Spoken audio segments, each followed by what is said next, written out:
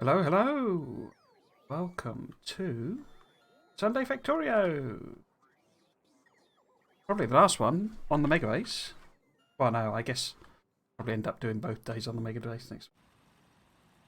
But yeah, the last sort of one before I switch it on, anyway. Or, I mean, I've actually switched it on a few times just to test it out, but before we try and get it running. Checking all my levels and all that sort of stuff. And yeah, it looks like it's all running. Amazing. Let's see if we get 2 days in a row without it dying, basically. Okay, let's load it up. So I did a little bit yesterday / this morning / oh, is my mic in shot?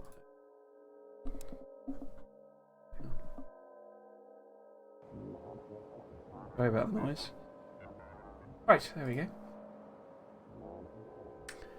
Yeah, so I did a little bit last night, this morning. And what was it I did? So basically, one of the things I did is I had a little tweak of the Spidertrons. Because we were running out of belts and like miners and all sorts of stuff a bit too frequently. Or I was anyway when I was doing it. So I had a bit of a tweak. So we've now got different sort of setup. And I still had the Spidertron, this one I think it was, that had all of the walls in and the stone bricks and all that sort of stuff from when I was doing the fancy walls. So now it's carrying tons of belt and speed modules and all that sort of stuff. What else did I do? I did a little bit of the taking stuff out to see if it was practical, and it kind of is. I have left some things that I wasn't sure, because these are being put into chests, you see, so I wasn't sure how reliant I was on that material. So there are some things further up the bus, that are like requesting things. Like here we go. So these are requesting, I mean it's nukes, and I've basically not used nukes for this series, but it's requesting, all of that stuff. Including rocket control units, and I wasn't sure, if I deleted this, because this is only really used for the satellite and the rocket rather, and I've gotten rid of the rocket. It's gone, gone. But I was like, oh, if I take it out, is there anything that might be reliant on it? So I have left some bits. But I've chopped it down, so this was, twice the size and all that sort of stuff. So there's still room for chopping things out. And I've left some beacons here to keep these above, 100% boosted and stuff like that. But I don't really need it. I haven't taken any of these out. This is the big one. I'll probably just delete all of the beacons and we'll run it slowly. Because we're at a stage now where basically, there's like 20,000 modules in... right, hang on. There's like 20,000 speed modules in storage, and I have so few. Hang on. No, in a minute. Hang on. So few patches and stuff left. All of the science is built. Basically, all of the patches are done. We've got to do some tweaking over here. But it'll only involve adding a few extra miners on, basically, if that. Might be... No, it'll be about the same. So, and I'm not going to do that for a while, because what we'll do when we switch this off is basically I'll take the miners out, and then they'll just eat through, what's left, and then I'll swap the belts in, basically. So, it's not a thing I'll be doing now, and even when I do, it won't be that much more. Plus, if I delete these, all the modules, the beacons here, I'll get all the modules back. So I don't really need any more modules. So this was big, and because I assumed and thought that I would need it, and I did. We've been using it to make all the modules. But we've done that now. We don't really need any more. So a lot of this can go, basically. The other big thing, I've just been expanding out here, basically. We are 17 deep, so we need to do 3 more, and then I'll just copy that up. So we'll probably do the actual artillery. In fact, let's go around and just have a quick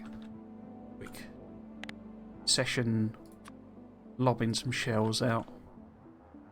One of the tricks I would probably do is to have more shells in the end ones, because when they get long, you know, when it's 20 roboports deep, it does actually take a while to provide that 1 or 2 shells. So I would probably have a few more in, because it's very, very slow, and it does that weird thing where it doesn't fire. I also confirmed for definite that it does not fire into the fog of war, basically. What must have been happening is that, like, I'm shelling these guys, and if you get anywhere close to a chunk, it reveals it, and that's what was happening. So it wasn't that it was shelling stuff in here, because look, there's nothing revealed here, because I haven't fired any shells out. So it hasn't discovered anything in these. We might actually see one. You see how it's revealing chunks as it fires in here? That's what it must have been doing. So have to reveal... Oh, that was the wrong place. Whoops. Reveal it manually. I was hoping it might, you know, unveil a big patch, just to sort of definitively prove that, but I have to see. So I need to chop these guys down. Yeah, we're not far off claiming that all of that out, and then I'll just, you know, pump in a load of solar. Oh, here we go. So this wasn't here before, or we couldn't see this, but it's in the coverage area, and they weren't firing at it. Or they wouldn't fire at it at all, basically. You do have to sort of manually reveal it. Where's the actual... Let's just let them do that bit. So yeah, I'm not going to reveal, you know, way out, because there's no point. Plus it reduces the amount that the game has to update and stuff. I tested out the mod, Biters Be Gone mod, and it works. Whether it's going to save any UPS particularly, I don't really know, because we haven't got to the stage where, you know, it would be helpful in a sense. Oh, big one here. Let's get some shells on this. So yeah, because if you fire in, you know, if you destroy just one nest, or, you know, one bite or one worm or whatever, then it does trigger an attack, but it's always a smaller attack. The attack is a bit proportional to how many you hit. But as you can see, there's so many things in there that if it's getting 1 shell every minute or something, this takes like 20 minutes to clear out. Whereas if I just fire a load of shells in, leave it to sort of mop up the detail, that seems to work out a bit better. But say if it had, say, 5 shells, you know, being delivered to it regularly, that would speed that up. Right, so we'll just take this off.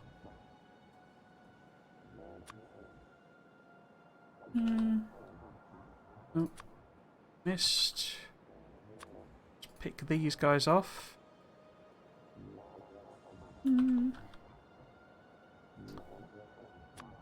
Well,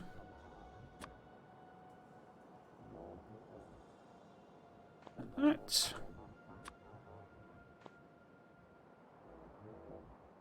Oh, okay. Oh. Yeah. Oh. These weren't here before, so this is a good example of something that probably would have been, you know, if it had been firing randomly into the fog of war, it would have picked them off. So I do that. We'll get a lot of alerts and stuff while they respond, and they kill a couple of laser turrets and all that sort of rubbish.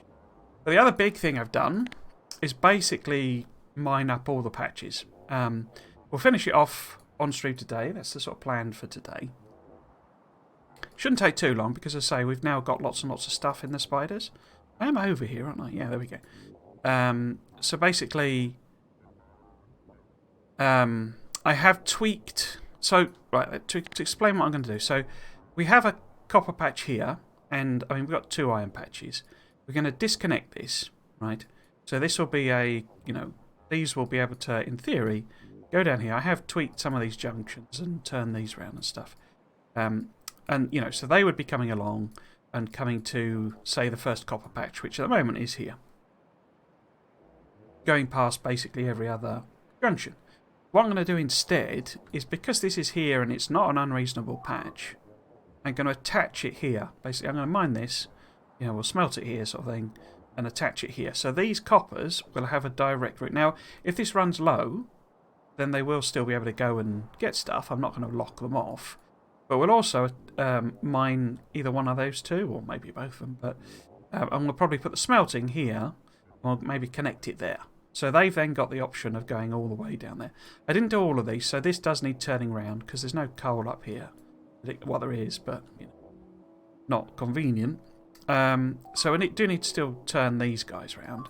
But what I'm then going to do is hook this patch in here. So the coppers here will have an option for a nice close one. That means they don't have to go past here. We'll probably tweak this a bit to give them up. I might actually bring that down. It kind of depends where I put this coal. Where that ends up attached. Because I have been trying to leave nice gaps.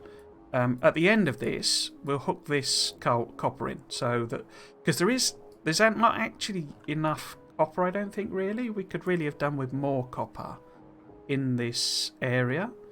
I probably should have grabbed one more, section. Because that would then give us that copper, which is nice and big. That copper, which is nice and big as well. There's enough iron, and we would also have a couple more, like 3 more coal, 4 more coal. Coal's okay because we're only going to use it here. Plus, these are hooked in to specific patches. Oh, they have not got any repair packs. Okay. One of the problems. Oh, have I not replaced these? I say with this design, these should be buffer chests. I said this yesterday. I obviously haven't replaced them all. But one of the problems with when yeah, I didn't do these obviously. When a construction bot, oh there you go, up to there. Construction bot gets hit, and it's carrying repair packs. It's probably carrying like 3 repair packs, even though or 4 repair packs, even though it doesn't need to. It'll be carrying lots of repair packs, and so they end up being destroyed along with the bot. Right, shall we get on with it then? Enough rabbiting away. Sorry, I'm fiddling about with the windows and I'm getting them all in the wrong order. There we go. That's better. Right. Yes. So, this is the plan for today. If we get this finished, we'll start fiddling about with, the rail and stuff. But if not, I'll do that during the week. In terms of these, it'll be a case of what I'll do. I'll just delete the miners, and then because what we need to do basically is some testing. I need to test the builds. Do they work? How much science can we sustain before we hit some bottleneck? These things I've identified as problems. Are they problems? Can we produce satellites at a reasonable rate now that I've added the steel on, or is there still a problem there? So it's all that sort of issues we need to iron out, and that'll be the stream probably next weekend. By the end of which, therefore, hopefully will be, yes, I've made a megabase, but it has all these problems. Right, let's get on with it then. I keep rabbiting away. Which one should we do first? Let's go and do... let's do this end one first, because it's a bit weird. And it's nice and close by.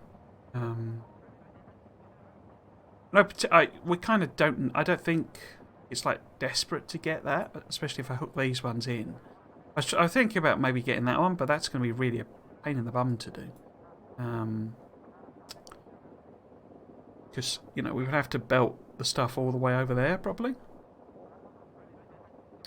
But these are it's quite quick to do now that we've got plenty of stuff. Wait, have you got... Yeah. Right, so we'll hop out. Because what I've been doing, I've been obviously, you know, doing them with ghosts. Sending them all the way over there. Doing them with ghosts. Just to make sure, you know, I've hooked everything up properly.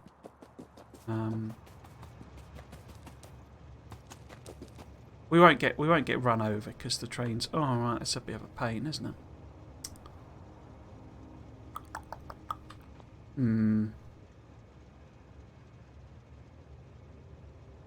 So this one was quite a low.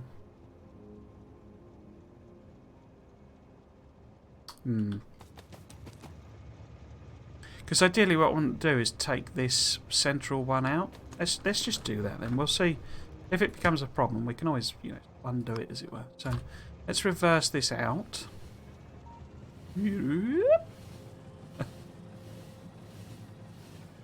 I always love the bonkers curves it does, especially the speed it does them. The trains don't slow down at all for curves. It's a bit insane the speed that they do a corner at. Right, yeah. So we'll take this out, and we'll have enough space then to put some miners on around it.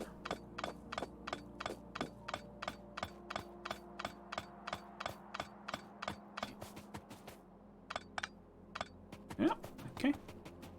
You know, I mean, we can still fit 3 trains in if we need to.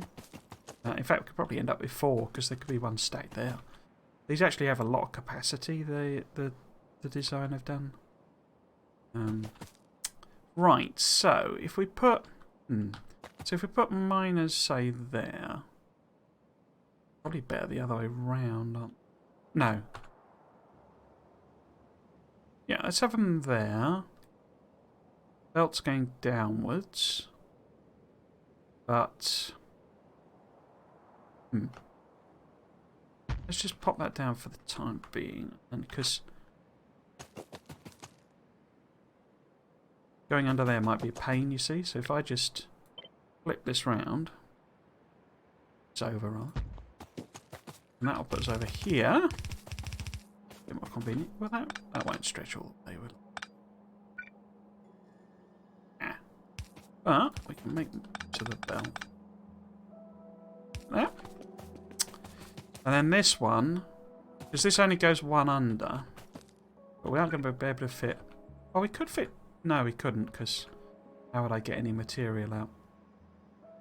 I could do alternating. Come back to that one later. Pop this in. Where's the tile? Let's just get rid of that. So if we put that there, and we move this one, in fact, let's flip it over again. That'll give us that. I'm going to have to move that over, aren't I? I should have used the old blue. There we go. So that gives us access to the patch. And take that. Put that there. So that gives us everything underneath the rail. Have everything. I wanted to do this one actually because it was a bit weird, basically. So but it might be a bit more interesting. Hadn't realised, or I hadn't thought about the fact that that would be quite close. So if we go. Oh, I should. Still good. Still. That out.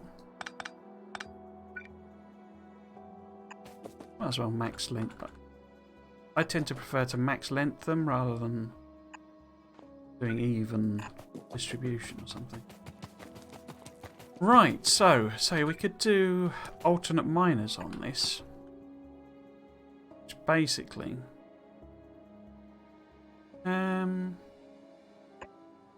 See, if you do them like that, then you're basically covering everything because this has the one extra coverage area. We can basically that. It's a bit wasteful in a way with the belts, but so we're at the stage where kind of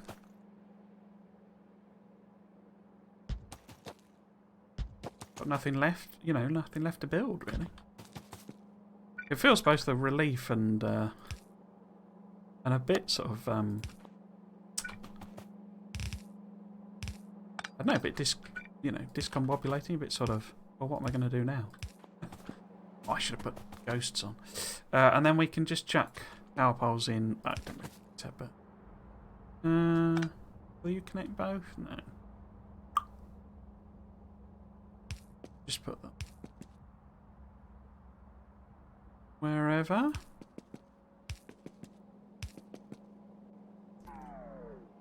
Oh, it's just. Yeah, we'll have to see if I've connected everything up properly there, but hopefully that all works. So then we want to run down a bit, but then we want to put them into smelting column. Should I do... Because it's at the end and probably nothing's going to actually, you know, come down this way. We could just do a half-size station. Because we're only getting... I mean, I could turn... I mean, you know, it's only 4... It's like 4 miners will fill a belt, basically.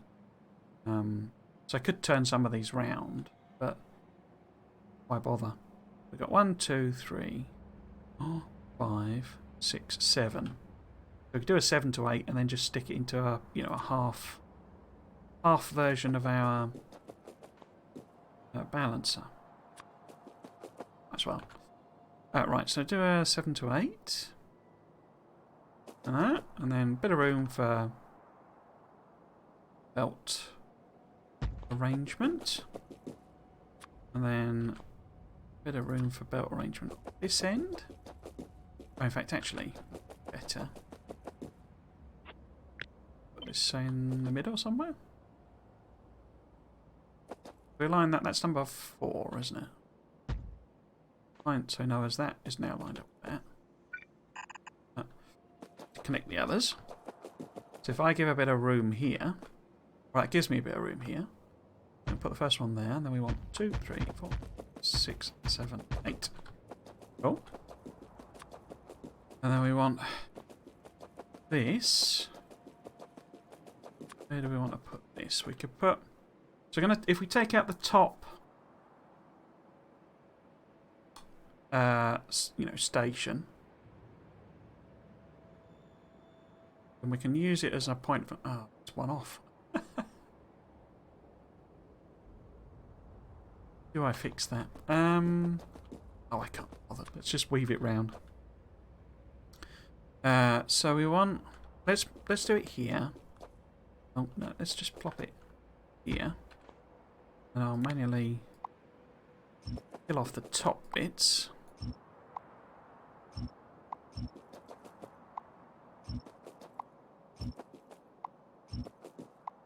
This.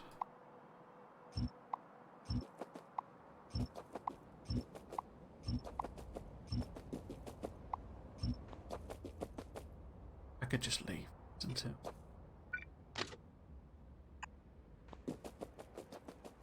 Get that bit. In fact, I could flip that round, couldn't I? If we're just doing one. Let's just take that. Is that going to clash? No, wrong flip. So those. Yeah, it's going to be in the same place, but easily fixable. Let's cut all of that out then. Flip it.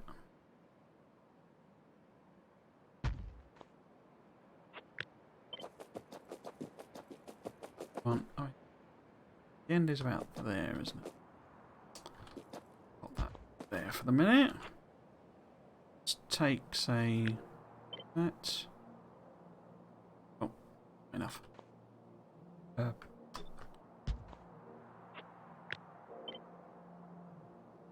that going to fit now?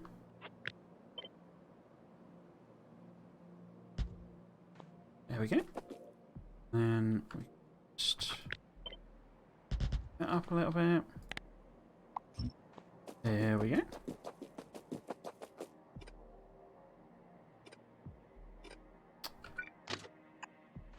Okay. So we could use a balancer. Like correct. We don't really need a balancer, but let's stick one in. So, if this was connected to there, right, let's do that. There.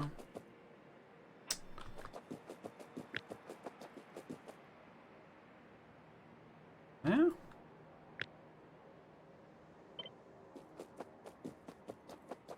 So, what can I line it up with? So that would be... No. No. Huh. You're not going to line up with any of them, are you?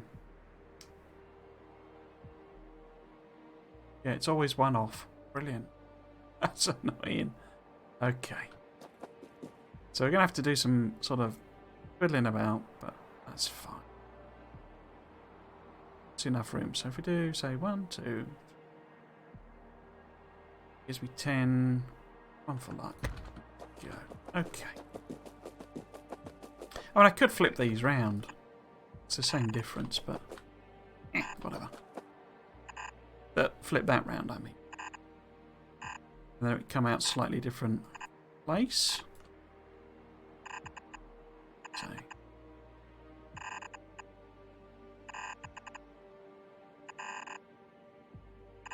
I tend to only get that sort of, you know, I don't like to use the word OCD. It's the term a lot of the community uses. But a bit sort of finicky.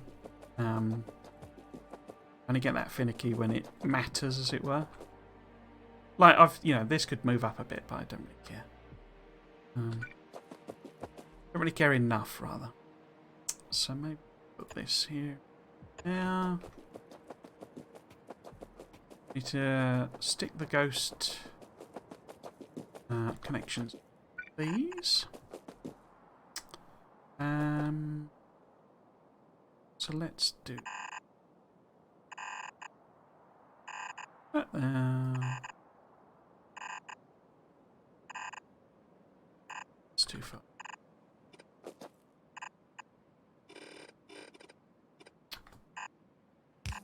Oops. Quite quick enough with a shift key then.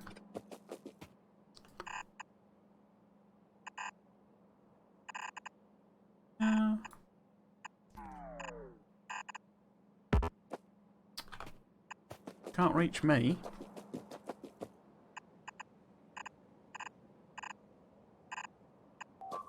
Oh. What did you blow? Oh, just a bot, I'm sure. 1.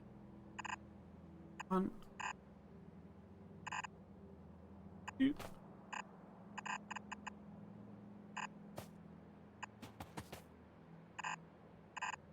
It's not part of my muscle memory to use the shift.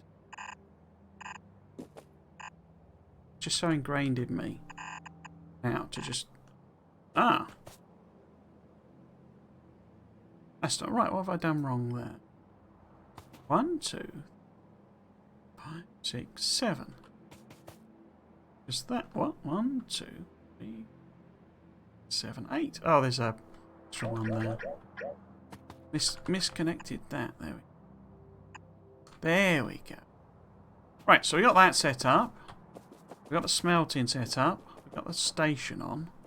Let's bring the spiders in to these bits. Park you there.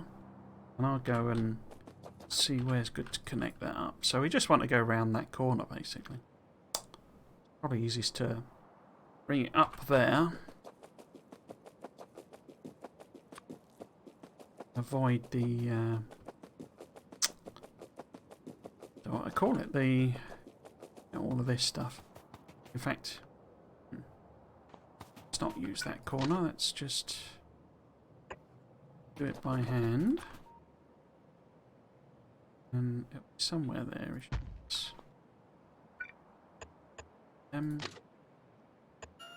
Corner. Go and bring it up from here. So it's a bit pointless, this one. This is only, you know, really going to get used if if the base was running for like weeks or something. Then it might end up using this patch.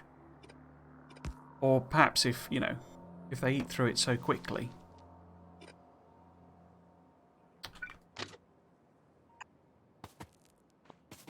Road. Thing. Yeah, that looks okay. Let's turn my bots on. Hi Ian, welcome back. You having a good Sunday?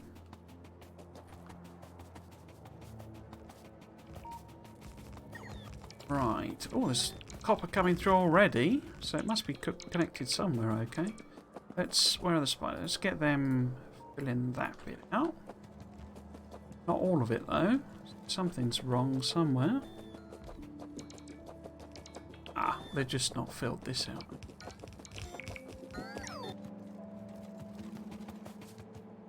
Right, so are these mining as they should be? We could actually chuck a couple in there, couldn't we? So let's do that. Oh, have I not got any miners?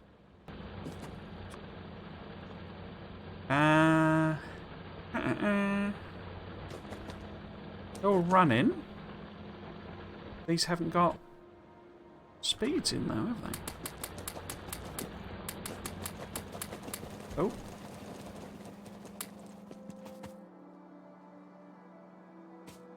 I guess actually I could... Why don't I?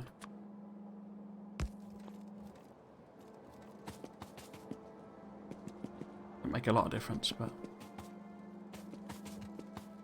Make any difference, does it? That thinking about it. Just gonna check as well. Right. Okay. So is there anything wrong with it? Yeah.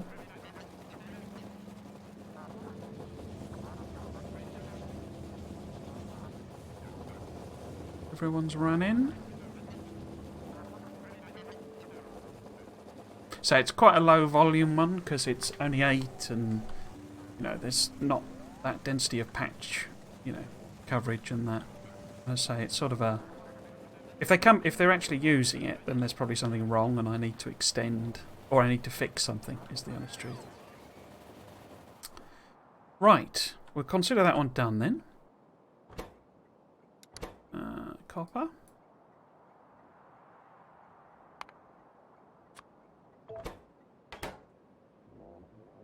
That. Okay. Ah, train. Yeah, stood next to it. Turn this back on again. Not that it can go anywhere, but...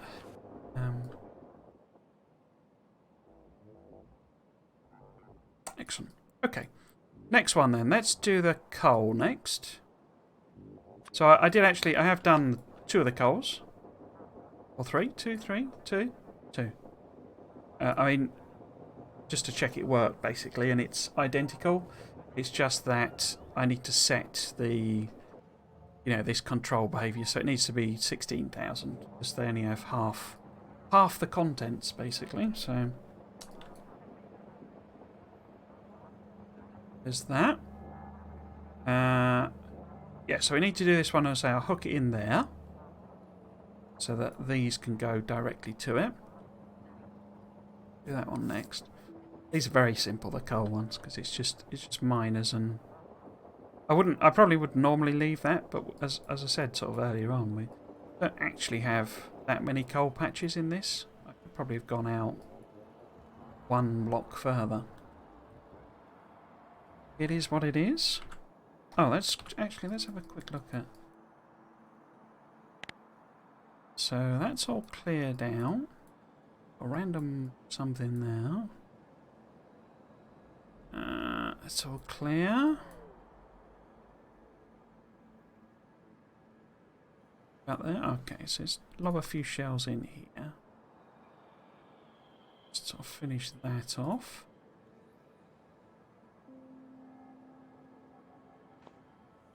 Oh. That's it, basically, then. So I might as well add the extra one on. Or next one on, rather. There we go. Put these in. I mean, the next big job on this, so I mean, I'm not expecting to even lay any solar panels down for a while because it's easier if I sort of do a chunk of the land filling. You know, once we've got the 20 on,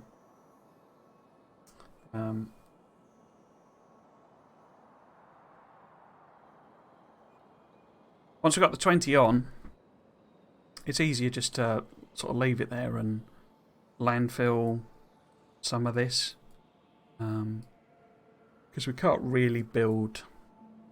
Because what I have to do, basically, I need to extend this up to here and then take it down. Because normally there would be the bridge of roboports. But obviously I want to use as much of it as I can for solar. So instead, I just wrap, just make sure there's a roboport aligned with that edge. So yeah, so basically I need to build this line of solar first. And to do that, as you can see, really, I need to do a bit of land filling, basically. So yeah, it takes a while, but it's not active work. It's all just background stuff. Okay, so we are here. Opt out. Send the spiders out of the way.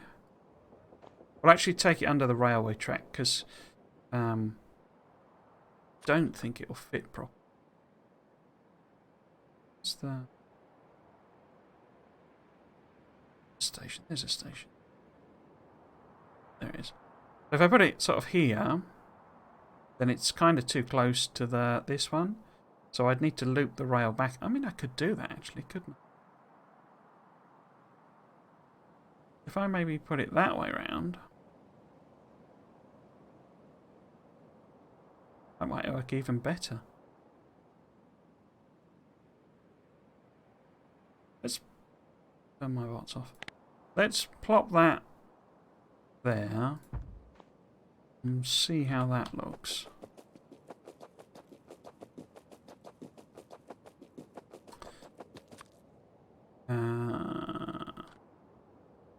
If I mine that way and that way, it's the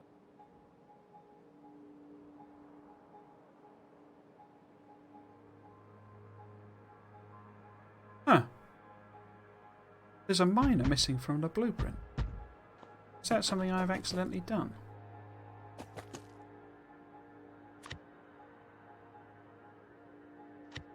There's one missing there.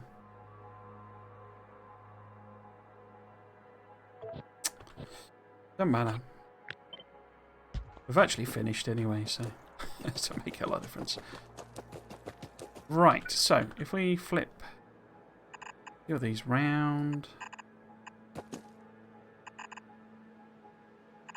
Oh, this gives me five lanes. On 5 to 8. 5 to 8. We might as well stick them here. Save us a bit of belt. It's over here. Enough room if I put that there? No. Let's put it there then.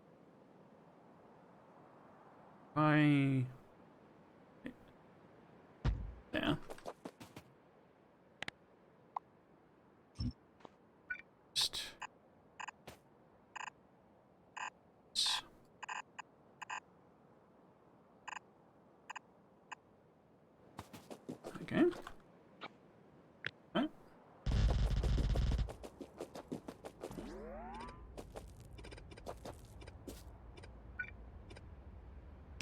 Oops.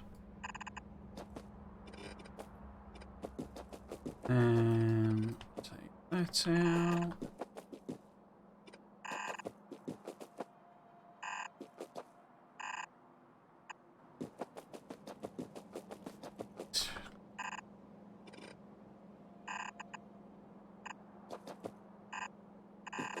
Yeah, I'm both looking forward to sort of, you know, firing it up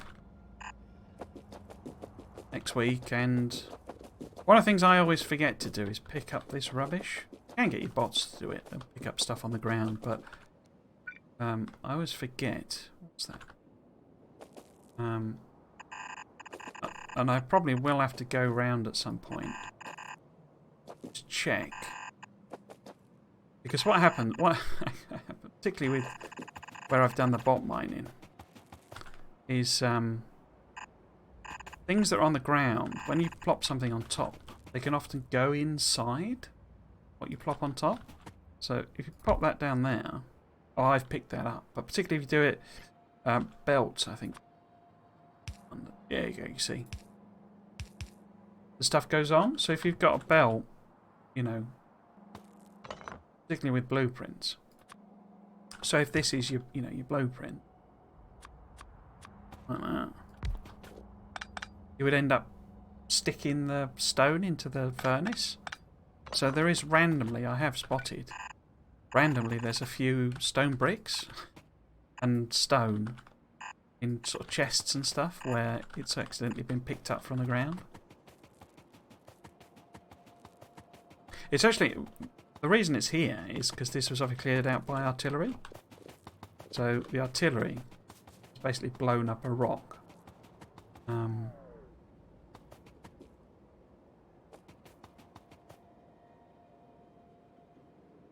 Yeah, I think that's okay. So we can just connect up power here. And then, yeah, so we get the spiders in, build it all up. There, and I'll take this. We're going to have a weird route with the train. It's fine. Take that. Yeah. So I want a little bit of space. I want to connect it right next to it. That in there. That. We get about halfway between the two. Yeah. Stick it in here. This.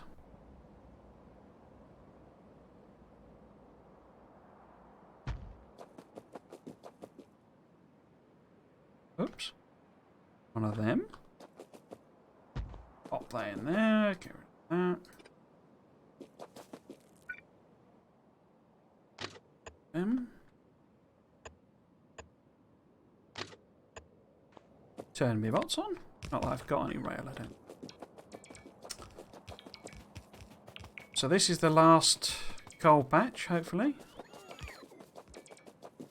Like, full stop, as in, hopefully, the last one we kind of need ever. Say, it's starting to feel a bit weird saying things like that.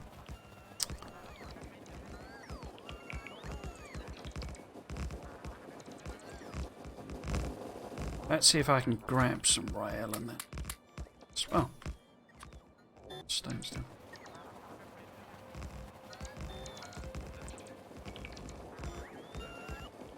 Oh.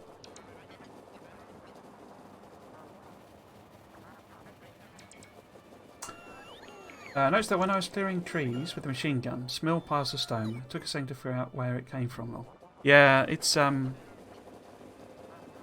they're also... I don't know if you've ever watched any speedrunning, but one of the things that... Because I think you can turn them off in the settings menu, I'm not sure, but one of the things I know they look for, and it's the most random thing... It's not random. Well, it is random. It's one of the things you just would never occur to me, is when they look for a seed to do a speed run on, one of the things they're looking for is because the rocks have, well, particularly these big ones, they have coal in them as well. So as you say, if I shotgun it, will it do it, or does it obliterate? There you go. Oh, has it got rid of the coal? That's interesting. Huh. But when you mine them... Yeah, the coal has I didn't know it did that. When you mine them, you obviously get the stuff. And one of the things they look for in speedruns is a reasonable patch of those close by in the starting area. Because obviously they want to do everything as quickly as they can. And you can, of course, hand mine stuff, and they do that as well. But it's like a cost benefit thing, because some of these big ones, there's a huge rock as well somewhere. Don't know if I've got any, but you see how the big rock's got the 20 stuff in it. Got any huge rocks? Huge rock, there you go. So it's got 37 and 37, but that's determined by RNG basically. So that's like a random number. Oh, I've got a random bit of belt there. Yeah, that's a RNG thing. So basically, they look for a seed that has a good sort of chunk of those, close by to the start area, because mining one of those up is the same time as mining from the ground. So if you hit a couple of the huge rocks, and mine them by hand, you get more coal out. And obviously they want coal for the, for the smelting. Why have you even been laid down if you've got nothing to mine?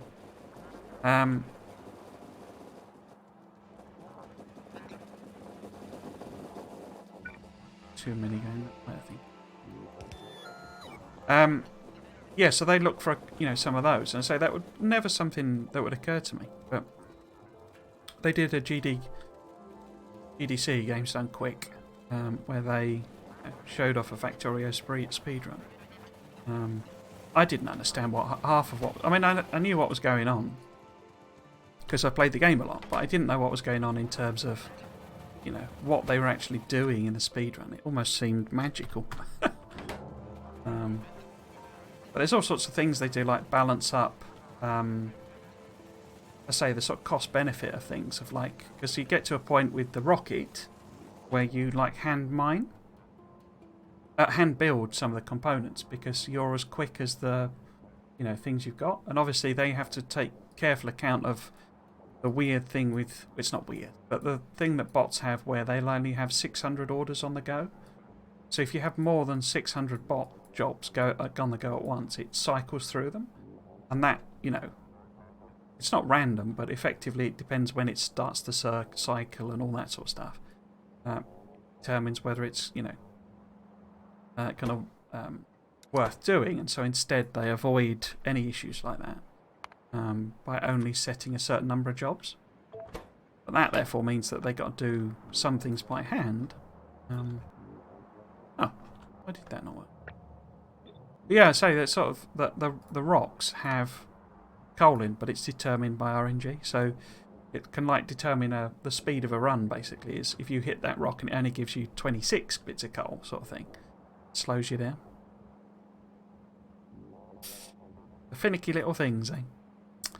So that should probably actually have been one further down, but that's not going to make sense. So that's the last coal patch. We'll do this copper while we're here. Should have almost enough stuff. Do that. Did I change those to both 16? Yeah, so those sorts of raw resources only stack to half the size.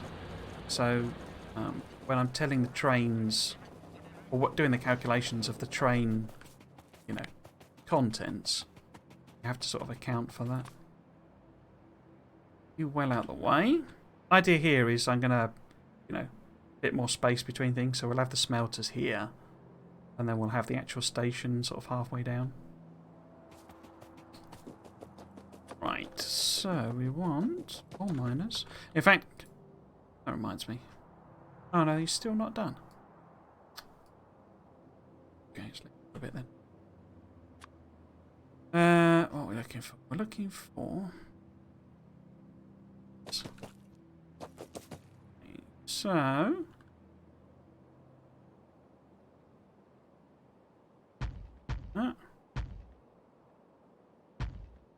It's probably a bad position. It's better. Where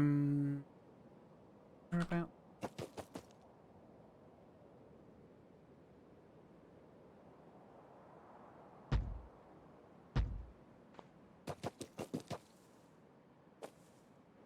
Right.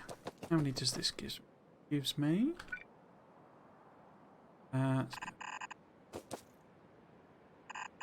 Two.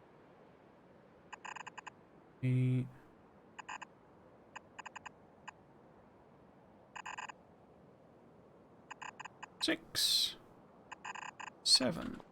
Interesting how it's always the same sort of number. I guess it's because they, that's how it does the maths, as it were. Right, so I want to take these. Ooh. Take these down this way somewhere.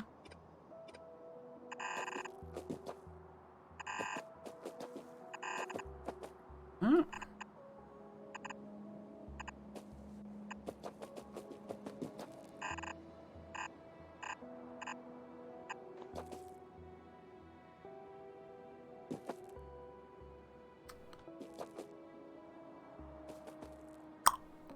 Actually, it might be easier if I move it over a bit.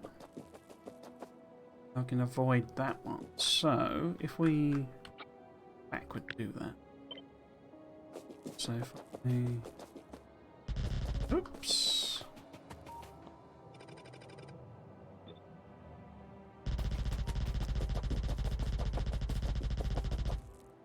Move it 2 over.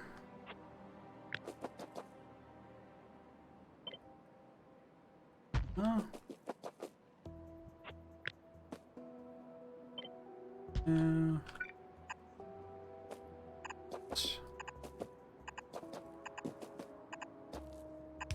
Oops, like so. And then basically the same thing. Sides, that's... I would grab the power pole by accident. Does that... No, it doesn't. No.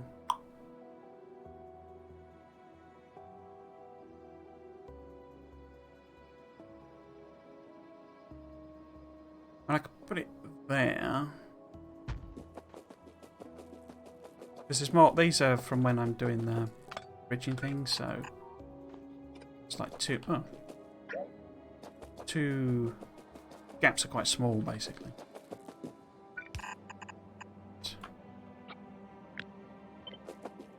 This in. Oh.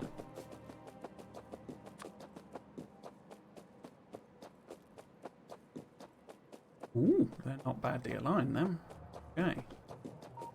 So, are you going to play ball on this? So maybe if I...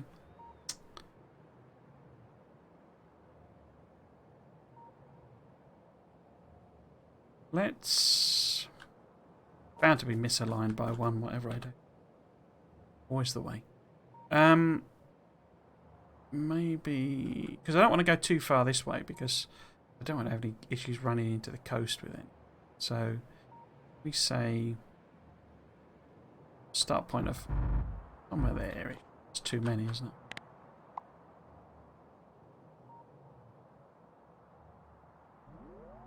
Hang on.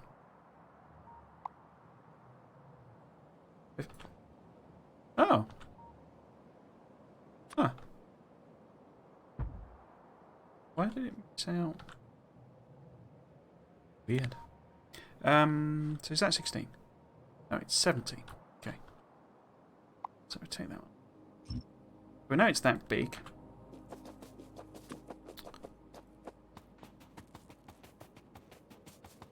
You can hear it chug when I bring up this and try and move, because we're sort of finely balanced on the cusp of where it impacts performance. That's actually perfectly aligned. Nice. Right, so if we put it here just temporarily, we'll shove everything down based on where the belts and balancers are and all that sort of stuff. So we need to go 7 to 8 again.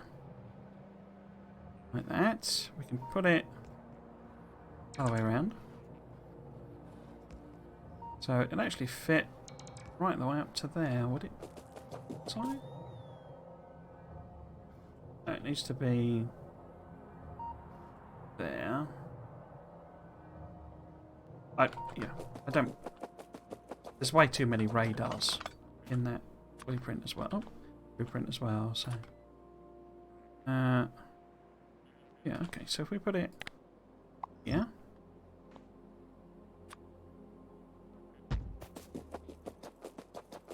Wait.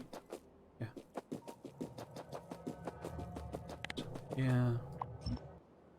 Well... Alright. Seem right.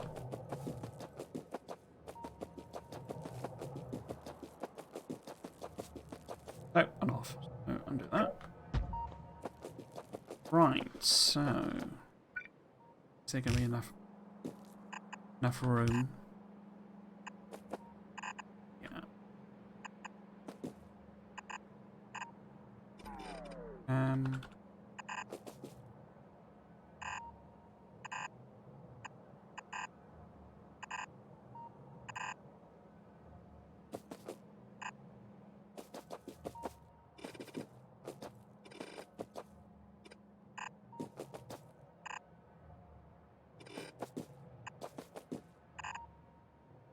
So you're a machine gunner, are you, for trees then, Ian?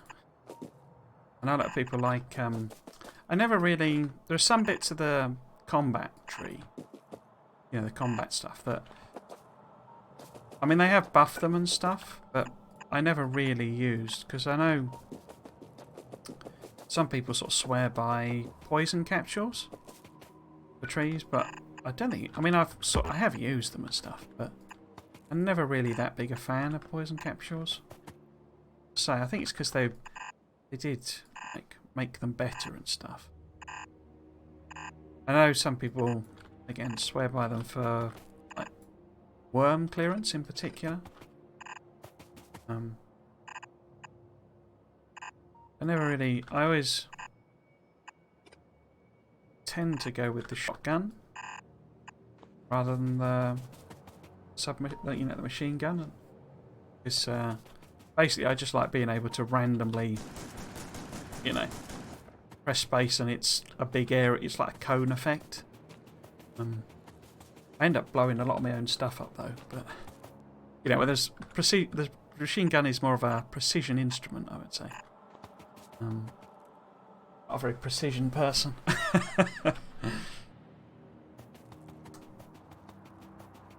Right, so I randomly pick some stone up there.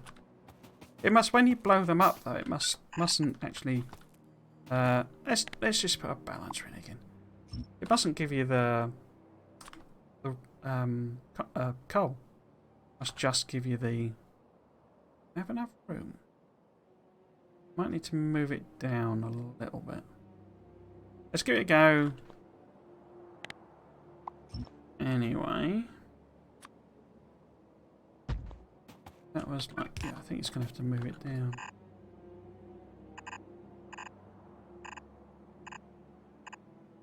Oh no. Okay.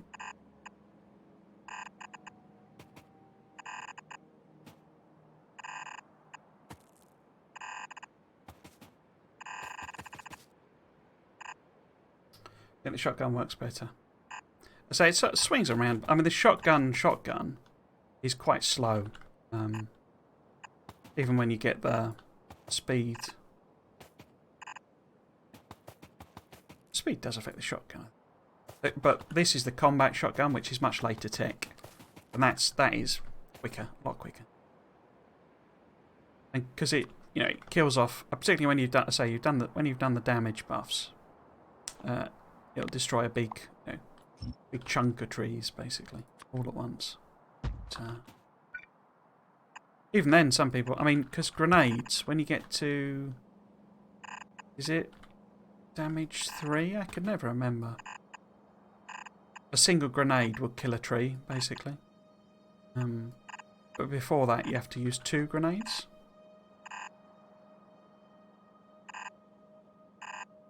Quite do enough damage. And they're quite good. I quite like using the grenades, but a horrible habit of blowing myself up with grenades.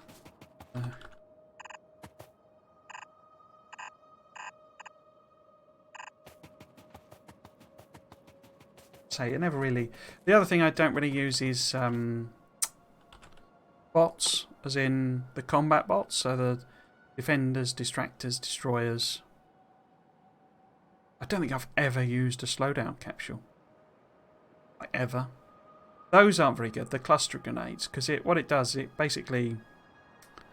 Well, it's like the explosive rocket, basically. It fires out, it blows up initially, and then it has a set of explosions around it. And you can't really... I mean, you can, but you can't really throw them with any, guarantee that you... I mean, say those you really do blow yourself up with. And particularly if you're like in a vehicle or something. You're basically signing your own death warrant. So we got mining, got smelting, we got the train station. Okay, so let's see if we can build this one as well. We may run out stuff. Let's see if we can connect.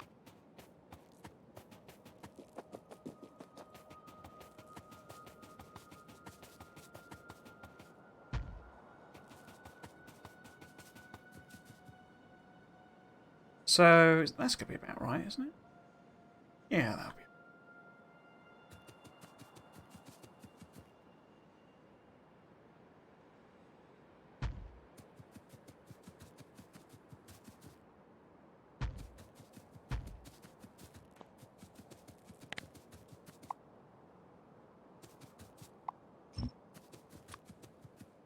Yeah, I mean, they're quite good, the combat bots. So I never really kind of felt the need for them. But also, I say, when I was, as it were, learning the game, they were a bit rubbish. I do like my new Spidertron, it saves a ton of sets. Yeah, the Spidertron is excellent. I think I've told you this before. Because it used to be a meme, basically. It was like a, a joke, basically, of... when are we going to get Spidertron? That was the sort of... Because they teased it, ages ago. And everyone thought they'd kind of abandoned it, basically. And then it was suddenly in... Was it version 1.1? Or... sorry, version 1.0? Or... Might have been the one before. And I never really... I was like, I don't really care. I sort of... Never really bothered about Spidertron. It never seemed particularly interesting to me. But that was mainly, I think, because all they ever showed it doing, it does the whole stepping across, water gaps, so it reaches across, which is cool and stuff. But it's not actually massively useful, and that's all they ever really showed it doing. But when it turned out that it would have a grid. And so was therefore kind of a remote player avatar. And actually using one, and so you can stick loads of legs in it and be really quick, or roboports or whatever. I'm a massive fan now, basically. Right, so I don't think everything got filled out here. So let's connect up as well.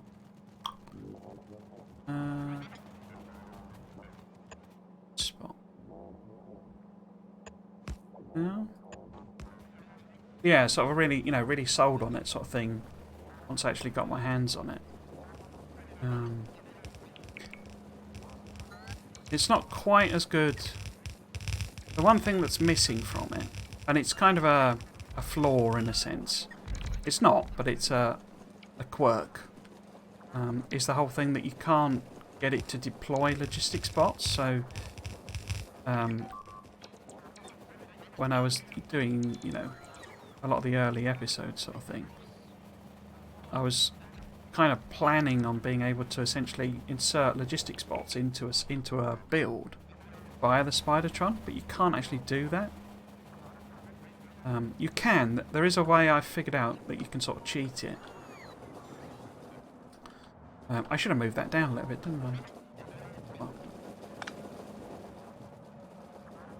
So we filled this one out as well. Crikey. We must surely be out of stuff by now. But, or at least I think I figured out a way of doing it. It's rubbish. But it is a slight cheat that you can do. It's basically because you can actually copy the recipe. So I don't want to do it, but if you do a shift right click, shift left click, like you do with recipes and stuff, you copy the Spidertron over. And what you can do is set, or I think you can do, I haven't properly tried it yet. It includes all the logistics orders, so you can have a Spidertron. I've got one actually in case I needed bots. Botron, there you go. So you can have a spider with, you know, a logistics orders in it that includes bots, and then you can copy an order over that doesn't have those in, or actually sets them to 0, and basically then and you can do that stuff remotely, I believe. Not 100% sure. I think you can, but even if you can't, oh no, that wouldn't actually work still, would it? Because you would need it.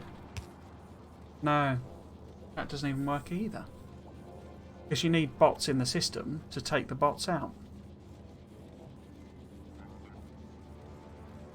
No, so you couldn't even do it that way.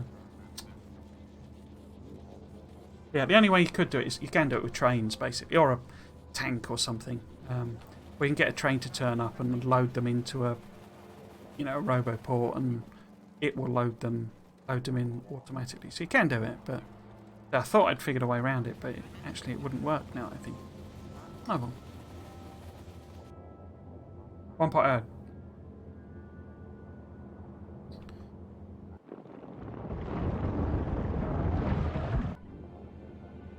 Right, so let's go and fill this rail in. Yeah, so they sort of dropped it as a surprise, you know. And I was just like, yeah, so what? And then actually using it, it's one of my favourite things in the game now. It's particularly good if you're a bit prone to standing on railway tracks. Because it's elevated, it's got height.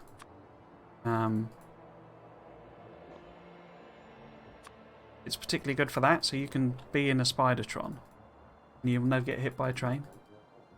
So it's quite useful for some people. Quite a good idea for some people.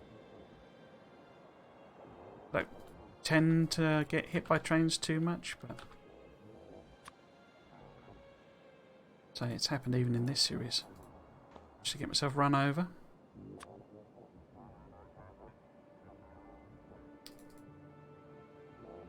Okay, might as well just clear some of these out.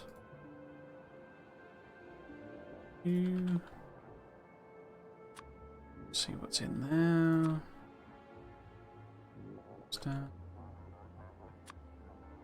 Might as well get rid of you while we're at it. Yeah, we're gonna out. So there's actually a mod where you can basically, if you just click and you drag, it does like a, because artillery has a range, you know, like an area of effect, and it basically puts them, spaces them out so that they cover every single, you know, square, as it were. It's quite a good mod. Just, you know, quality of life type. Right, let's leave that to sort itself out. Let's just check. Okay.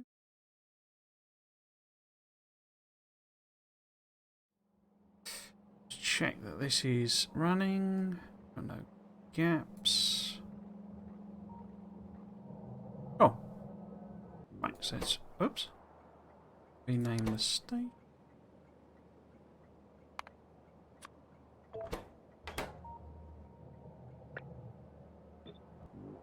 Oh. Right, so while we're here, might as well swap these around. Because I doubt we've got... Oh, I don't know. We could possibly do another one. Okay. I'm going to send these guys up, though.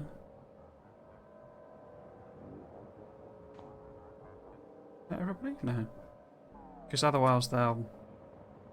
Let's just send you... Steal the rail and stuff, and it gets a bit annoying.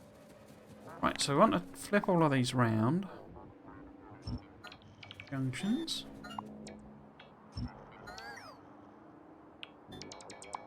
That as well.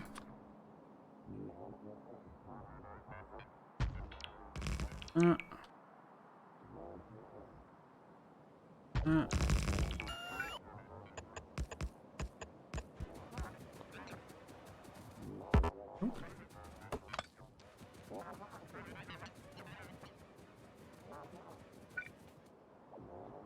In fact, no, it's not a lot I can do, really. I mean, this is sort of a non-junction because there's so much here that it shouldn't ever actually need the coal. You never know. But these are a bit close together, but there's no room for me to do anything else, really. I'll take this out.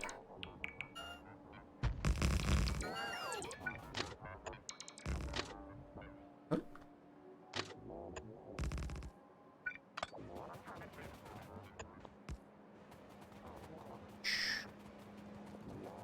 This one too.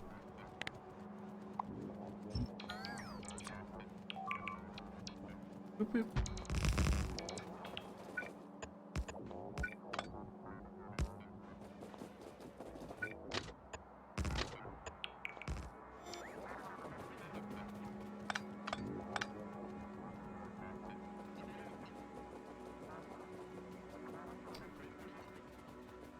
So this, but I'm debating whether to go and try and sort of preemptively fix some of the train stuff, or just run it and see if it does actually work, basically, because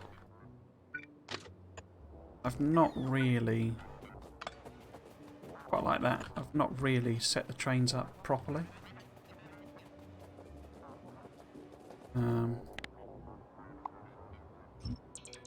I don't really know if it's going to be a problem, you see, so...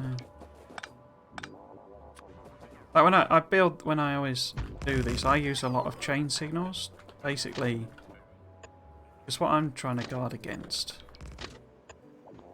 is the situations where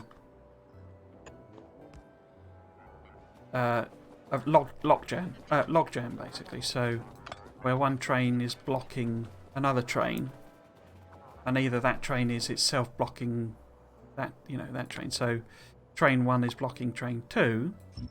Train 2 is also blocking train 1. And the reason I sort of try and guard against that is because I've had it happen lots. So if you use chain signals and basically make the junctions, completely exclusionary, then you avoid that, but it really limits your throughput on the trains. Right, so that's them all turned around.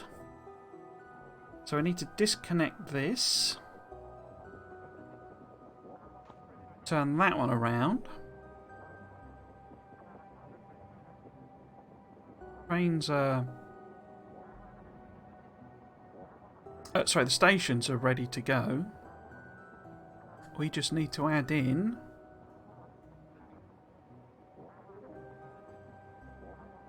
the iron and the copper.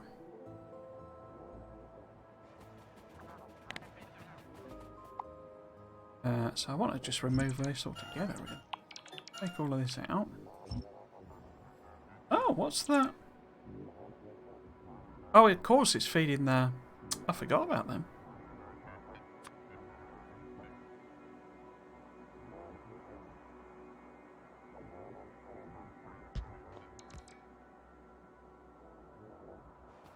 So you're going to need power then, aren't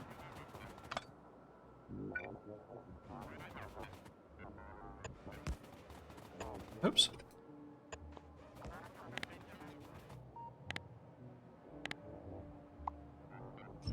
Yeah, one of the things that's been quite interesting with this is, I mean, this is completely unprotected here. We don't have any... There's nothing stopping the biters coming in and over here. But there have been no attacks on any of my stuff. Now, partly I think that's because there's no pollution. But I have run this, and all of the trains are filled up, and all of the, you know, the gold is... There's like 3 trains worth of gold over wherever it is here. So it has run, and pollution has been generated. I think it's because... I say there's not been enough pollution, because now that we've got all the mining in, it'll be nuts. So, in fact, I probably should do it now, shouldn't I? But they can actually...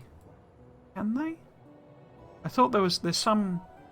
I'm not sure there's not some sneaky way across here.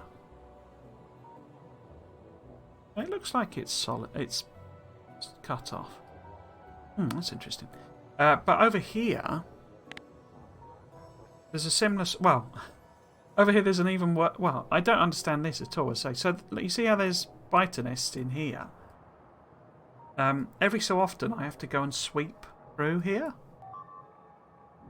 And even if I clear it out completely, so that there is not a single biter in here, at some point they will sneak in. And that means they're either crossing there, where there's artillery coverage... They somehow get... I mean, I guess they could sneak through this tiny bit. But that's not... That doesn't tend to be how the pathing works for the colonisation groups. Basically just travel in a straight line.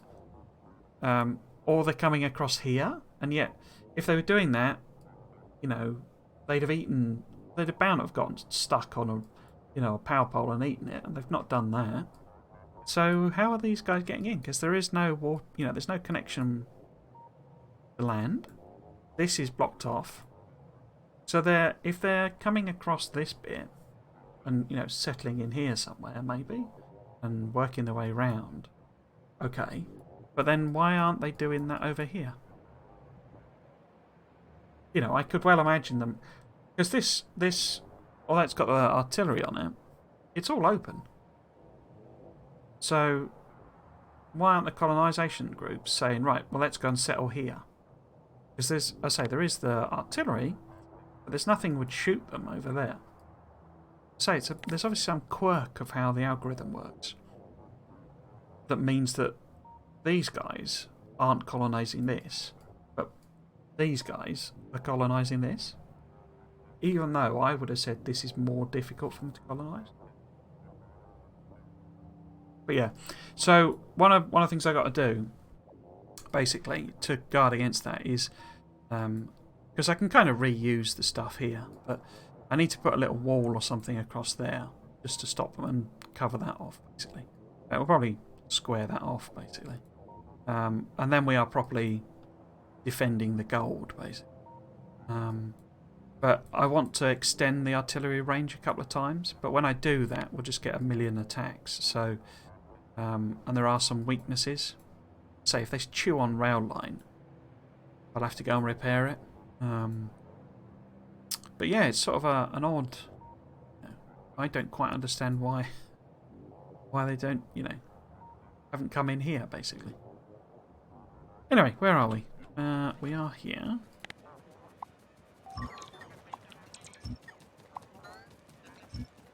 So, we want this to be a...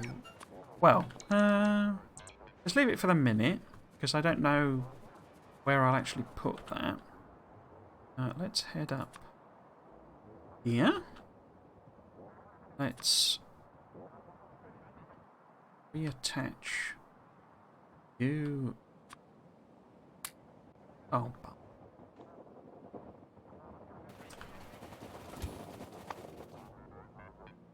remote, isn't it? On there. Out. Pots off. Spiders out of the way. Where can I put them? Send them up.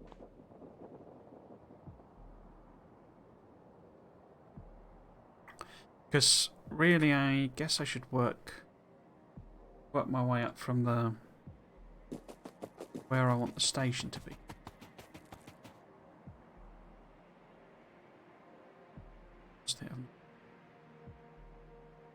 So, if I wanted the station to be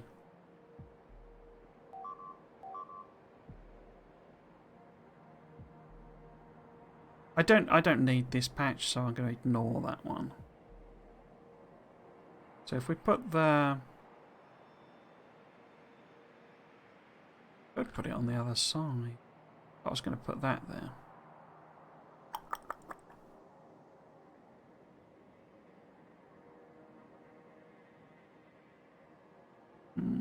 It's a bit weird, but we could put the... If we put the smelt in, right here...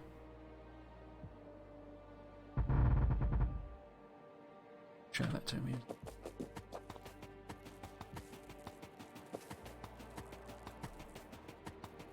This is the smelting.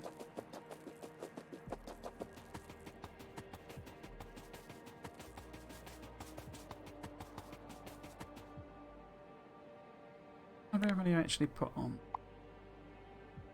15. One shot. Oh. Something's getting blown up, and we don't appear to have repair packs, so that must mean... swap some of these out again. They leave the contents, but... so we have the odd situation. It's not an odd situation, but once they've used up the repair pack... And then, I say, because if a robot gets shot, it gets left with 3. Like, it takes 3 repair packs out with it, sort of thing. But this is a passive provider up here. So they will go and grab from them. I believe. No, there must be some... They mustn't do, because why would it be complaining about packs if it's got 8 packs in here? So maybe they don't take from passive provider. Yeah, when it swaps this out, the contents becomes available to them, basically. Yeah, it should be a buffer chest, really. Right, so that should be 16. So then if we have the station... What sort of... Which is going to be easiest? Because if we put it there, I'm going to have to take the belts around all over the place. Put it there, that's short of belts, but I've got to weave the train around. It's probably easiest, and I've probably got the most of them. So yeah, stick that in there. And work out our actual distances, etc.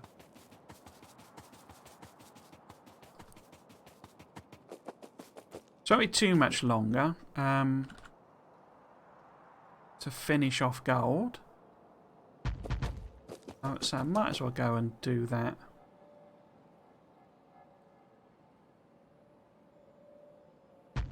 Expensive bit as well.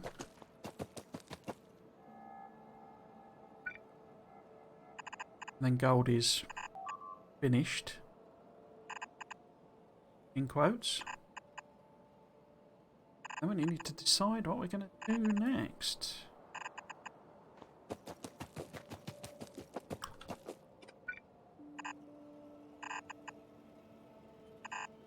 We could do a range extension, because there is one almost finished.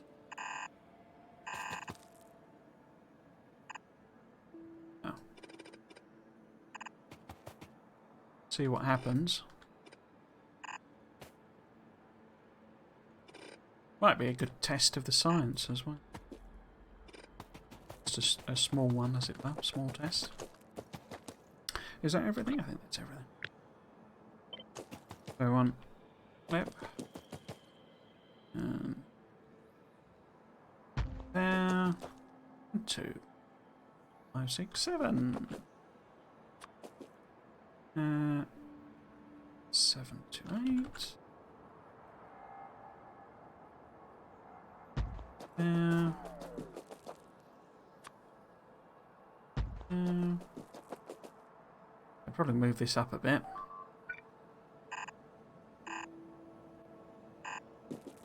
So what's that? 1, 2, 3.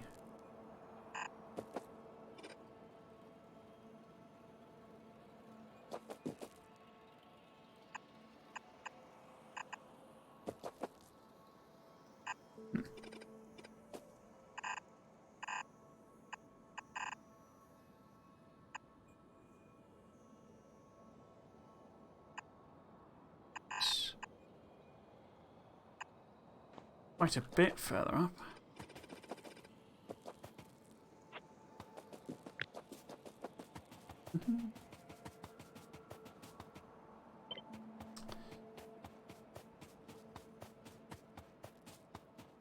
So, we can probably put it here-ish. So, I wonder if I can align it in a not horrendous way. So, that'll be 3 there.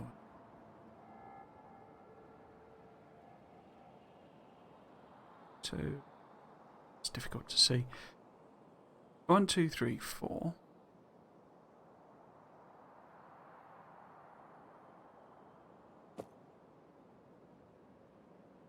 Bit there, maybe?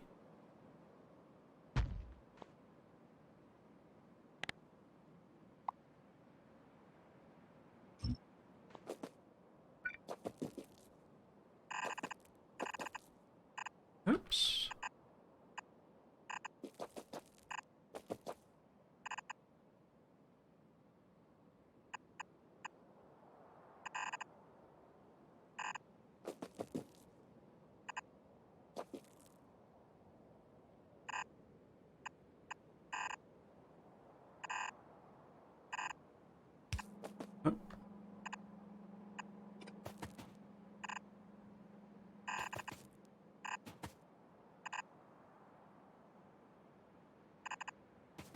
And then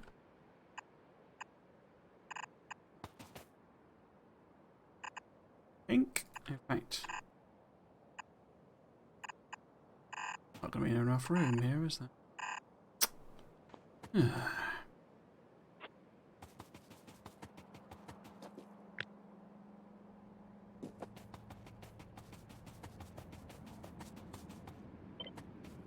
So, what was it? Number 4. Well.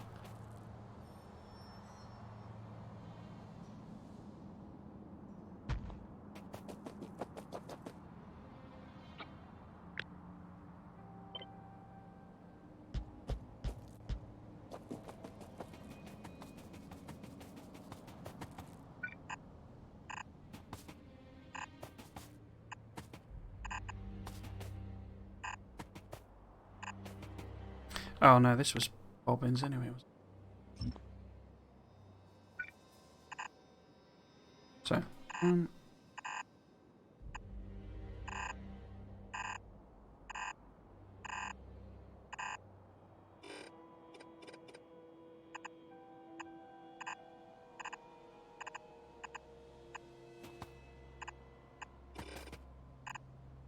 of the things I am looking forward to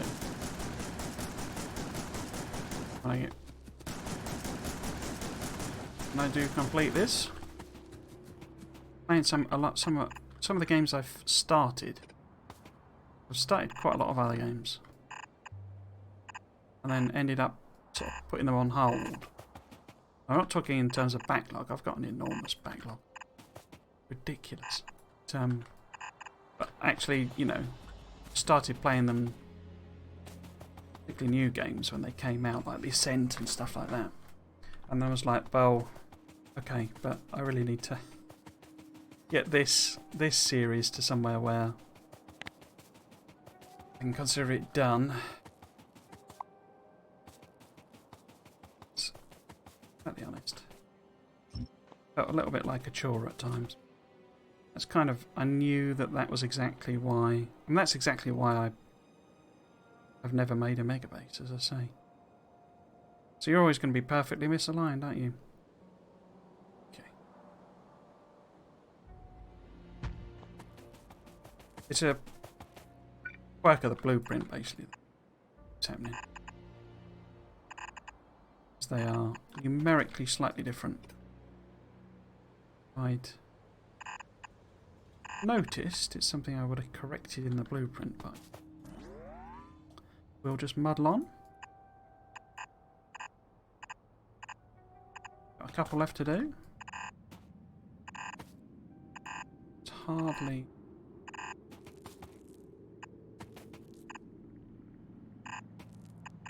They're not, I mean, I don't... Oh, I've got a balancer in. Can I fit one in here?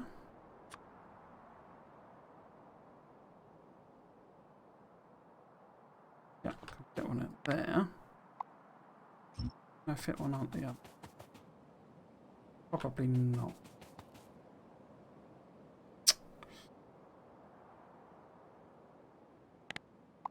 Don't get sloppy now, Mark. Right, so let's leave a bit of room then for some balancing. Okay. That there. Oops.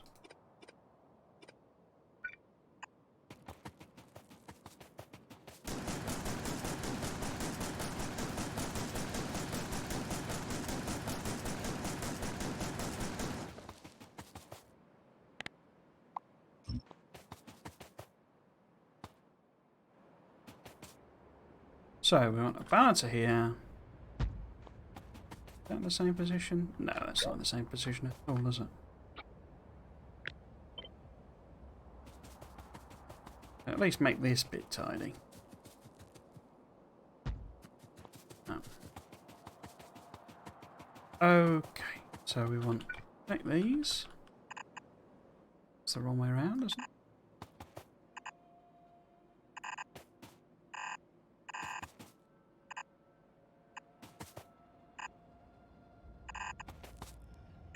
Wait. What?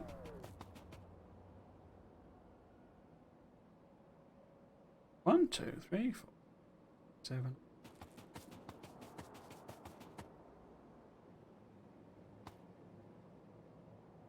Huh.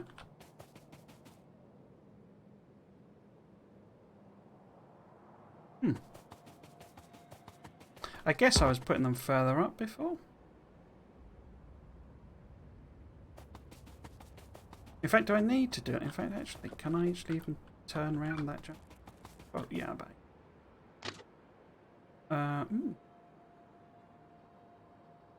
So actually, it could do with going up anyway. Okay.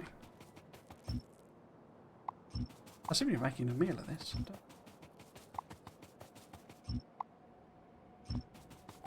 Right. Let's give it another go. So, rather than all of this rubbish, line the train a bit further up, a bit further over. So I can't align it straight one there because of the mismatch. But we can allow enough room to get both balancers and belts and etc.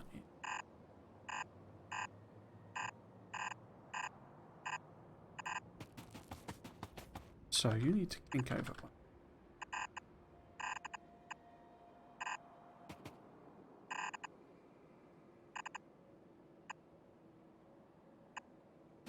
Got that wrong.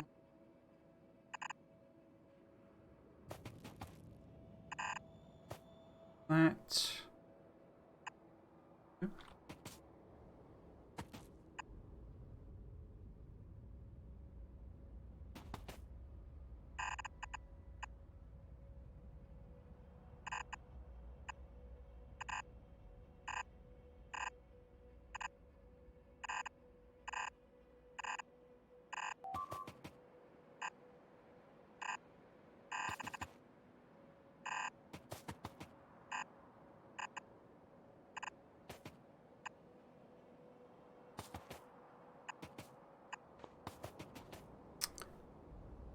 Right.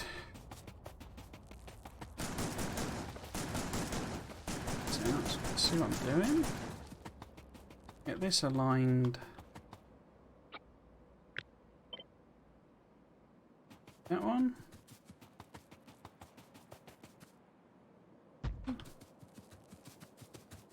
These up.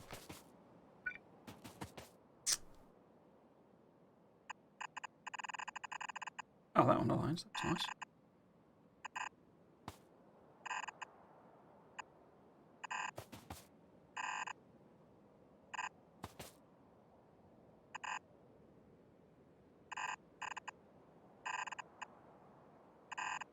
When I was just starting this series, I started a rewatch of my favourite series. It was kind of a thing to do in lockdown as well. That was kind of why I started both of these, both, you know, streaming and started rewatching Babylon 5.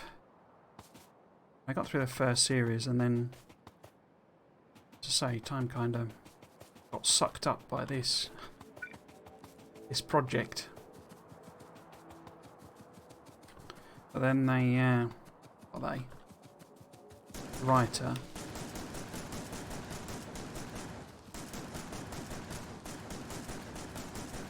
and creator and series runner and basically everything, Straczynski, announced that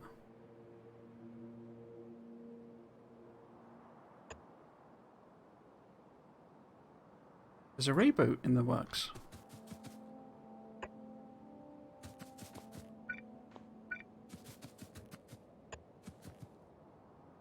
Just leave it.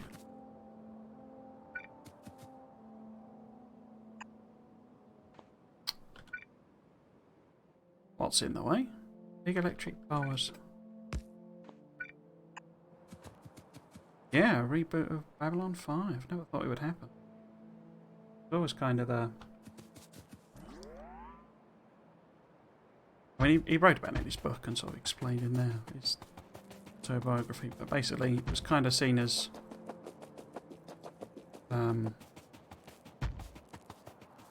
because it's made for Warner Brothers, but one of their... I don't really understand the American network system, but basically one of their sort of subsidiaries, one of their, you know, companies. For some reason it got sort of associated with, or Warner's saw it as like a, almost something to ignore, basically. Almost, you know, sort of disowned it, but...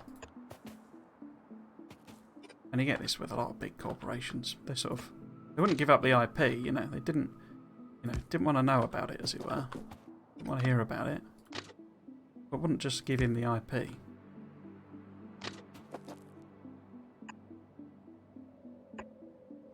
Yeah, apparently these junctions are horrendous, but...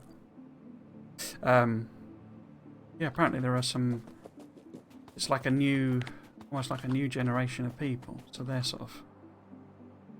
more interested in it.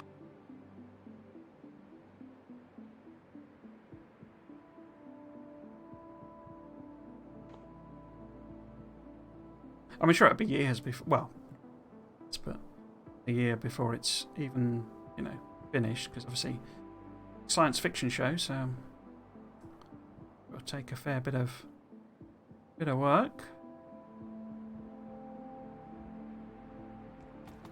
Yeah, I'd quite like to. So I watched the first series, but never really got round to the others. I'd like to watch it all again.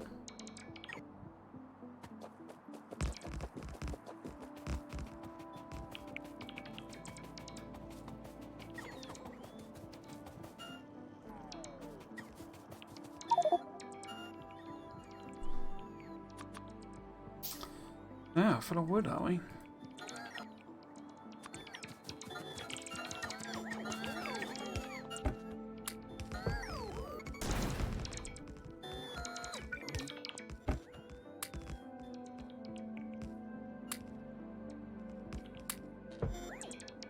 Would you believe it?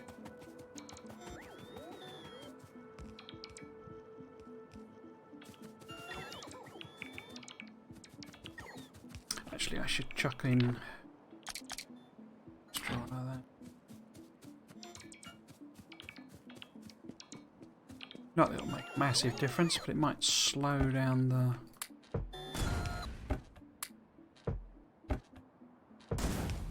processor running out of power. Let's get you lot over. This rail. Suspect we will run out. You know, we'll be able to do sort of most of this. Not all of it.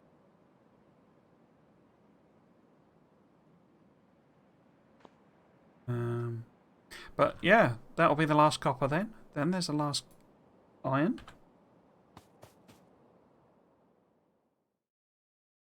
Thank you, Yoto.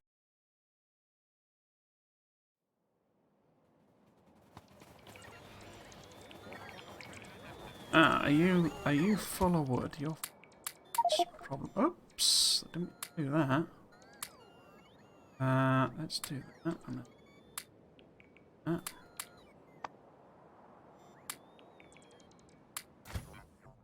No one else stuff wood.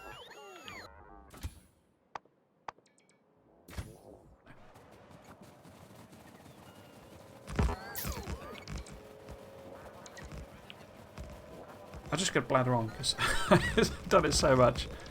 Need something different to talk about. But he said that the reboot is it's going to be different. He's not just going to, you know, redo the same series, but it's also not going to be like, you know, the next generation or something where it's, you know, set. It's the same thing but set in the, you know, in the future, as it were, which wouldn't make sense anyway because he's kind of done that in the series.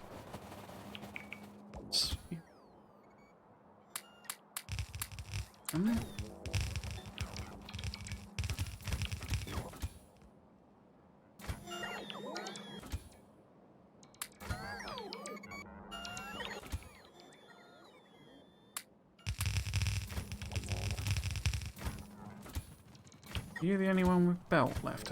Oh, aren't you?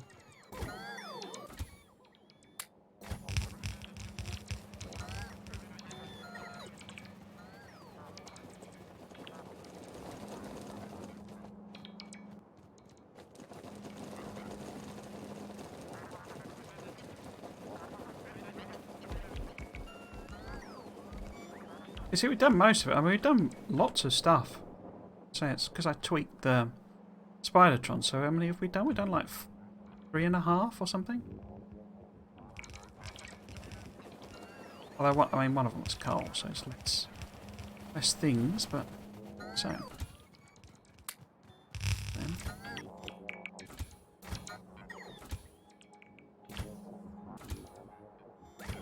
Oh. Random chase signal.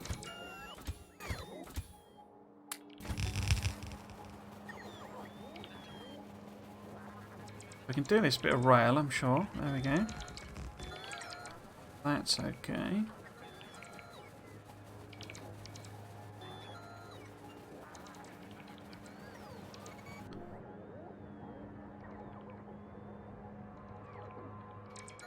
He actually, JMS, one of his, he got his start on children's cartoons. And a lot of the things that are being like revived now. Like, it was all the cartoons that were made just basically to sell toys. So like He-Man and what else? Well, I think they called it the real Ghostbusters, but the actual, you know, the Ghostbusters based on the films. He wrote the first couple of seasons and then they started fiddling about with it. What was the other one? Jason the Wheeled Warriors is one that he did, and I don't think he's particularly proud of. So yeah, we're out of stuff. Okay, so let's head back. We're only just over here, so it's not too bad. Not out of stuff. Somebody just put something down. Nearly out of stuff.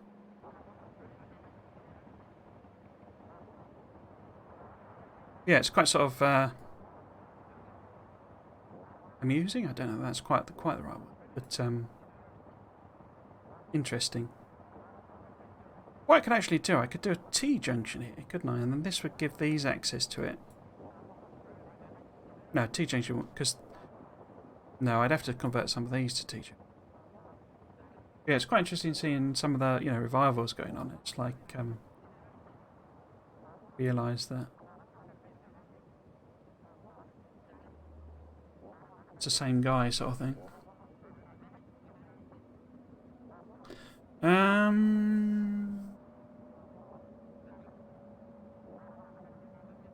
So I think we can get rid of that tag.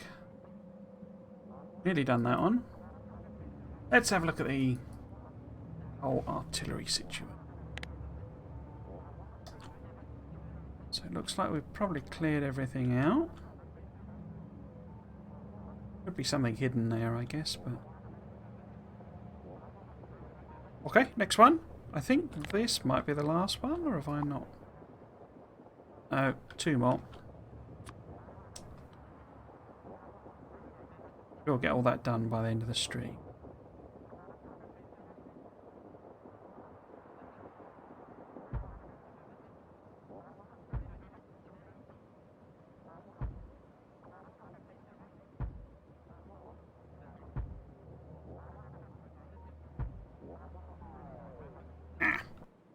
Some land.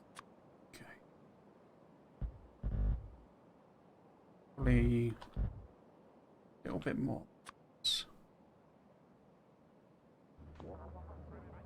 Where are you lot anyway? Oh, you're all the way down there, are you? We'll send them up there. Well, take these off.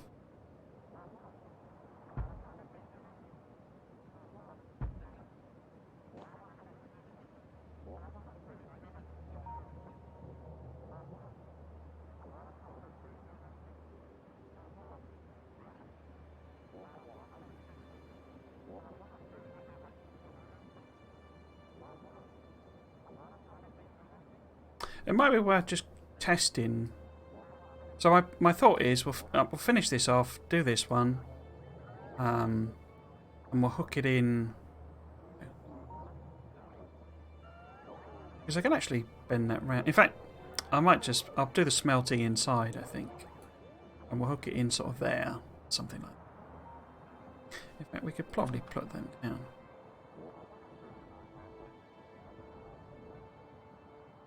Feel for it. So if it was, say, what would make most sense? So if I did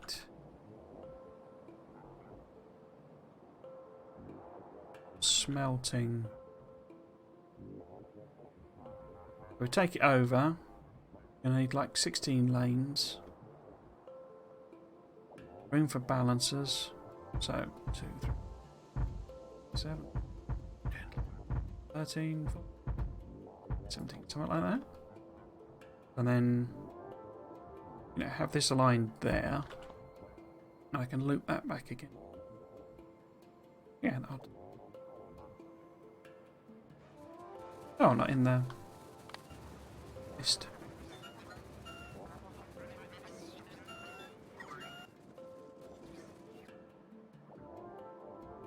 Cool.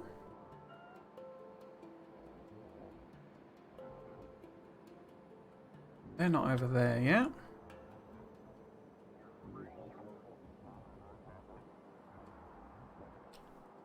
Right, so if I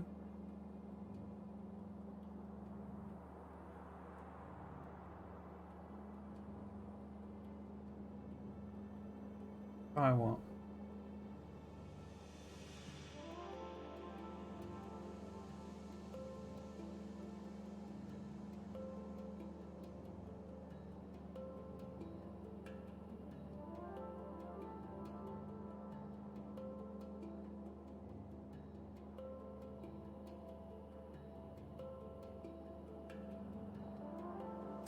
Yeah. I am got a bit paranoid with the whole, because the stream dropping out those 3 times. It obviously ran yesterday. Was that just yesterday, or? Is it now fixed or what? Just checking it's running. Seems to be.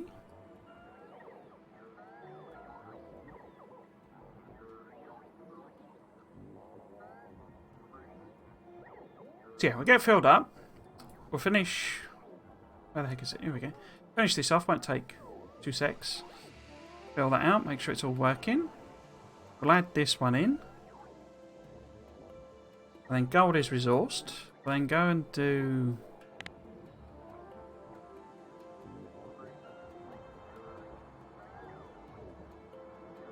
The walls here so that we are properly locked off. Oh, look, there are actually.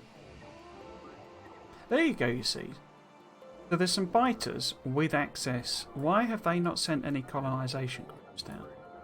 Or maybe they have, and there's some sneakily hidden biters in here somewhere.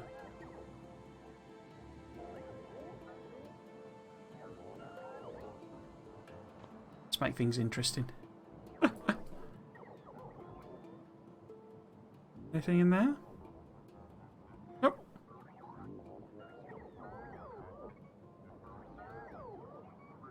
It's some quirk of the algorithm, I'm sure.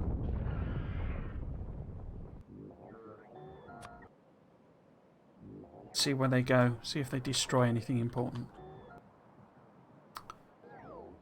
Yeah, I think we'll do that wall, and then we'll probably fire up and do at least one range extension. But probably 2, because the other one is literally like 5 science packs and it'll finish. We'll see what impact that kind of has. Because I really want these to be... In fact, actually, we should have this finished, as it were, before we do that. It's taking a long time because they're bringing all the stuff all the way from over here. There you go, you see. That's them running up. There's only like 50, if that maybe, 41 construction bots in there. So they're basically having to go all the way up and down. When I did these ones, which is why there's the things there, I actually blocked them out in 10 roboports, which is quite a... Given the robot speed I've got, it's quite a good compromise between distance and, you know, recharge time and that. Do we?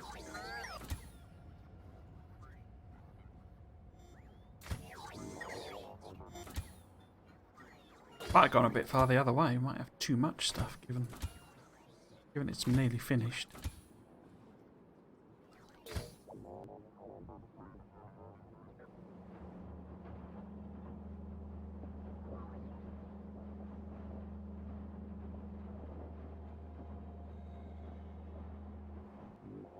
Blueberry.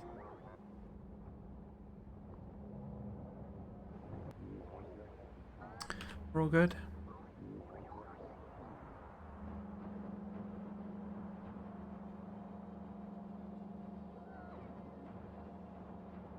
I might not bother with waiting for them.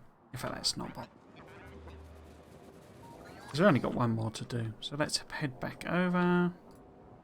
Fill that out.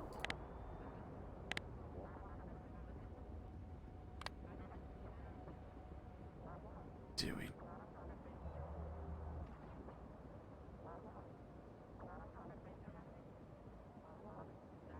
You done the land.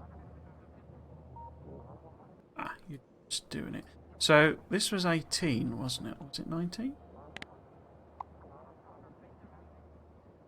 That's 18. So how big is 2 more? So there's 2 more of these. How far do I have to take them?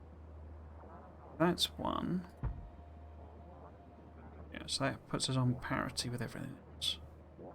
Yeah, so another one would fit in. And the walls are pretty much the same. You know, that is literally the edge of the wall. So we don't need to do more than this. Let's just fill this bit out. So, and head back.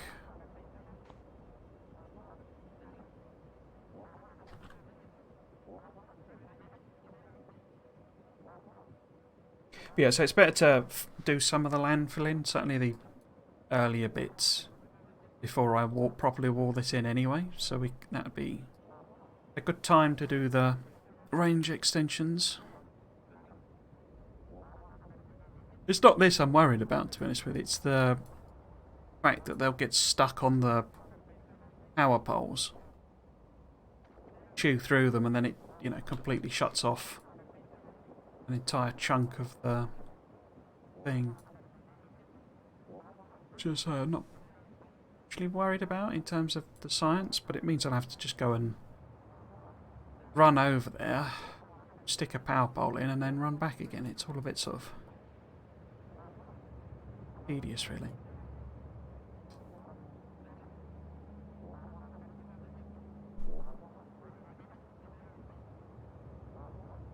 So continuing my thought while we wait. He kind of applied, in quotes, and he did actually make contact to be the new Doctor Who runner.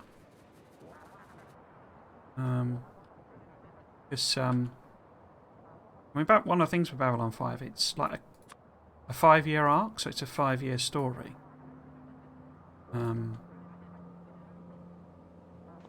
Which was kind of a new thing for American television. It tends to be more episodic stuff, story of the week type. Which makes sense because you make them in such huge volumes that, compared to like British, that you need lots of different writers working on it. So you can't really. It's more difficult to do a coherent, long-term story because you're doing it across 20. Whatever the typical number is, 23 to 26 episodes. But British TV, they tend to be 6-episode series,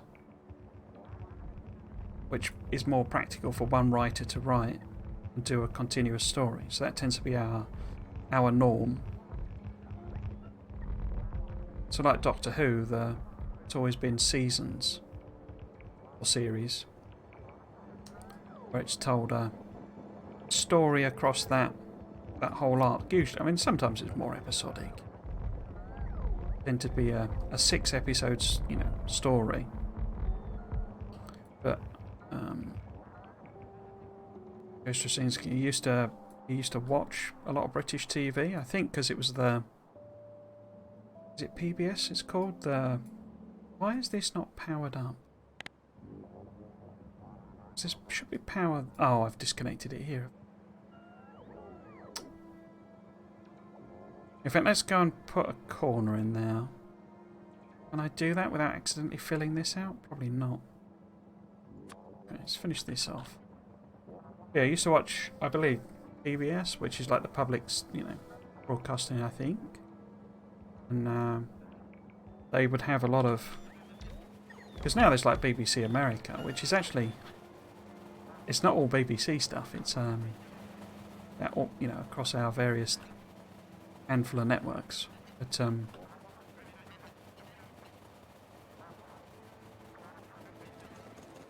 let's get you lot to stand up there so you don't accidentally fill out any blueprints. I'll turn my bots off. This has only got belts. So we want to put a corner in here now. But yeah, so he used to watch, British TV, which would be in these, short arcs. And that's kind of where he got it from. It's all sort of a interesting sort of a loop to it.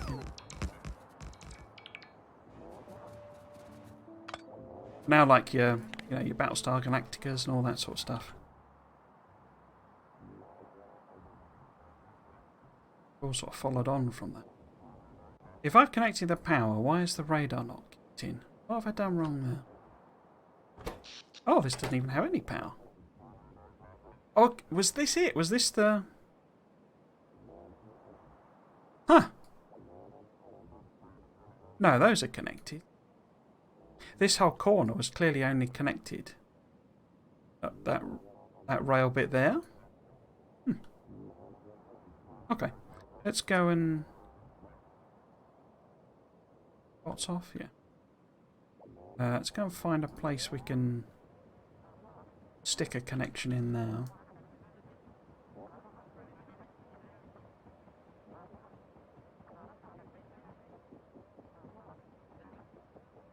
come and see if this is actually working. I don't know if you've done that.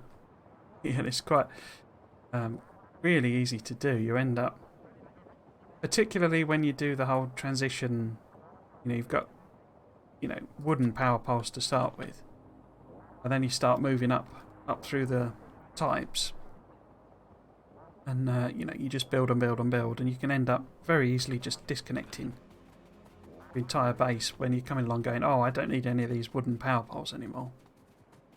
And there's like one wooden power pole that your entire rest of your base is connected to.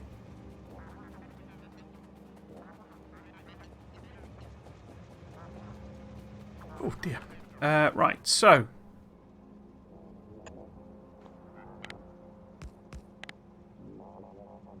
Have you got power? What are you moaning about? Yeah, you got power. It's got power. Head up, make sure it's all running.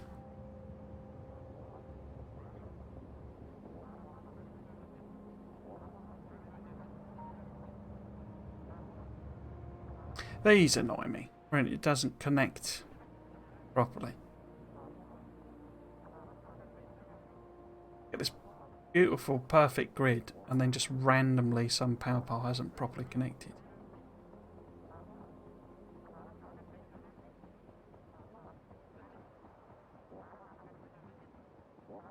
Right, how are we doing?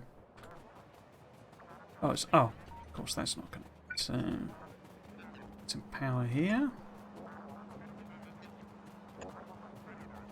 So, no, doing anything? Okay. So, oh, one missed there. So, let's get somebody to. Have I got any of them? No.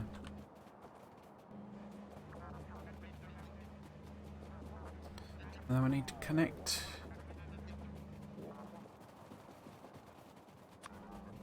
As well. Okay. It's all running. By the looks of things. Some belts missed here. So.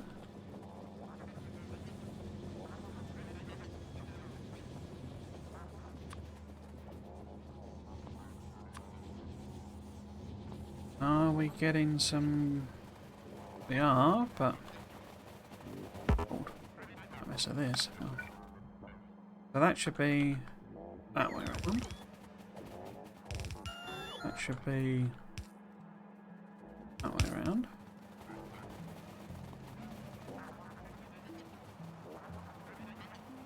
Oh, it's missed there.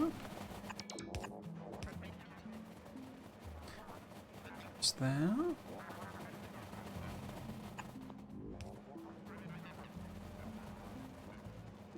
Oh. Everyone loading in. Everyone is loading in. Superb. Right. We'll call that one done then. Let's rename it. Hopefully our last copper outpost. Copper smelting facility. Oh.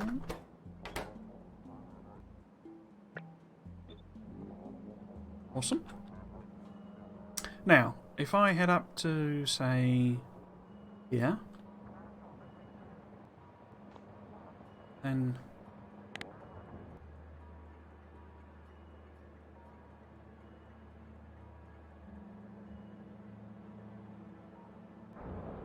then hop out and do our very. I'm being very final about this. I bet we actually need some more, particularly for blue. But let's assume everything's okay. So yeah, some legs.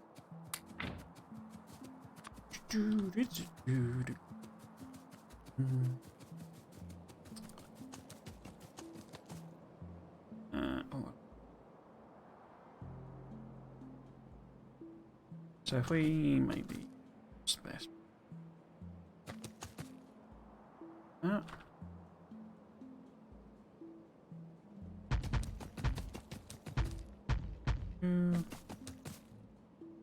So let's see if we.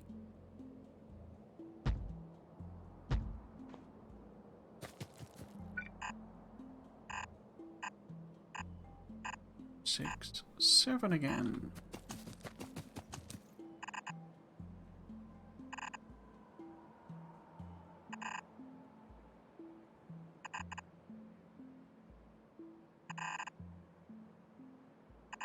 Six, 1.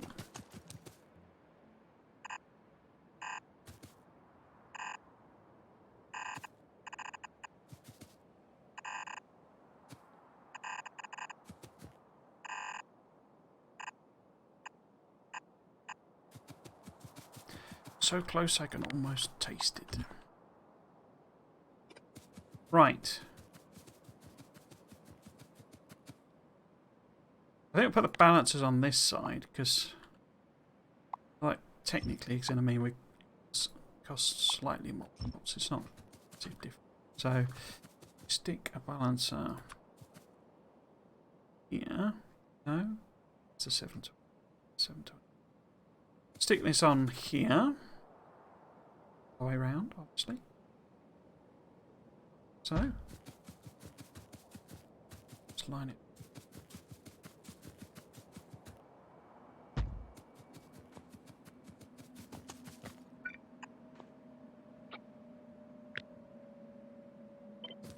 Clever.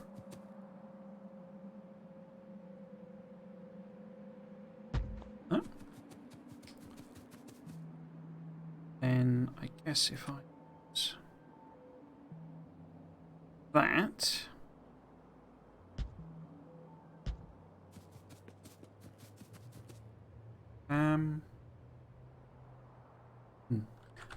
Take them over.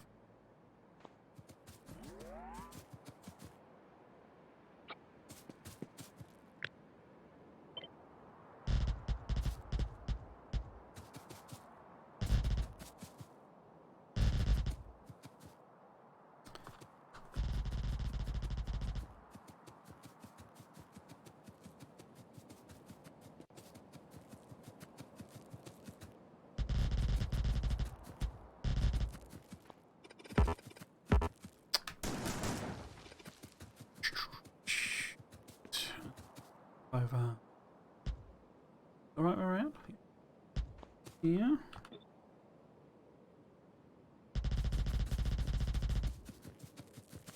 So.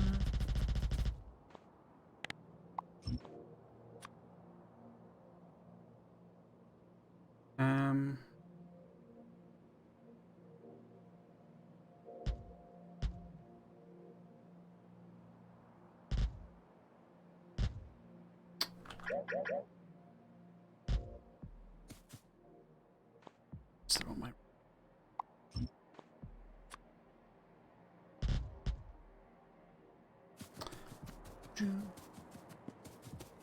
Right, so.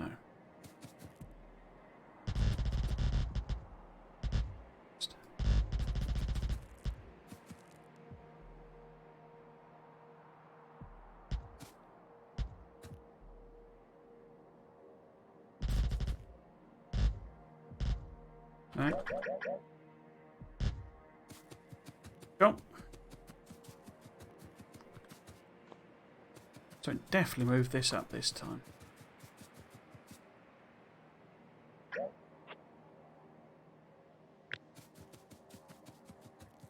Undid something.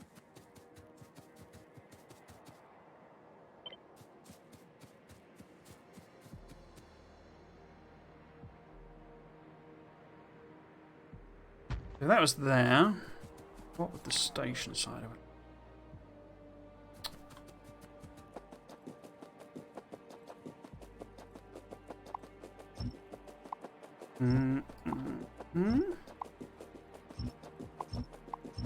Right. Okay.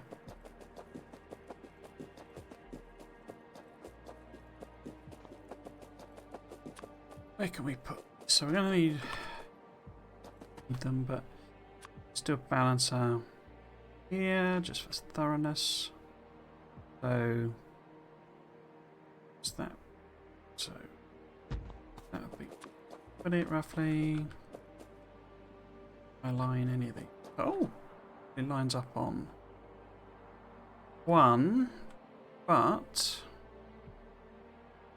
need room for the rail. So if we align it 5, say there, then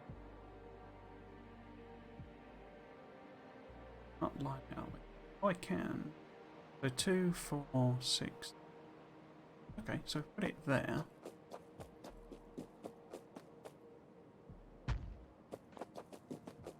Move it up a bit, but that's there. Is that 8? 6, 7, 8.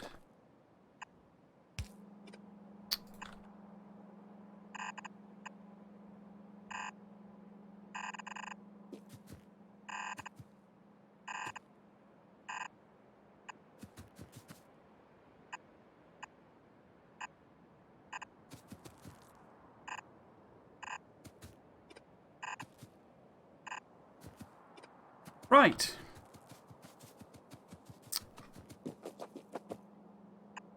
This is about as close as we can get.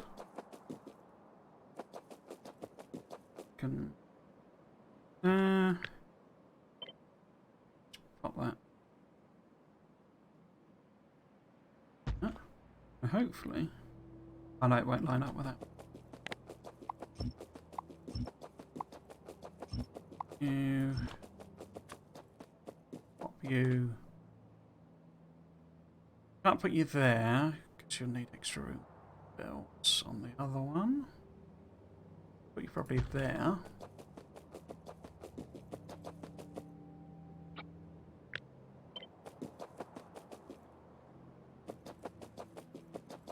Oh. Oh.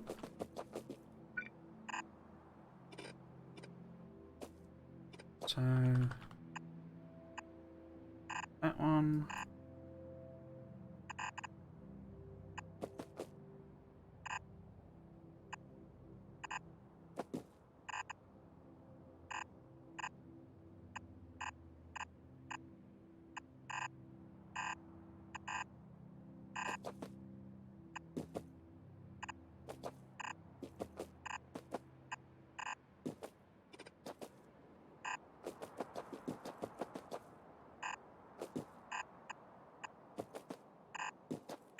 Wait, what? I've not put too many in.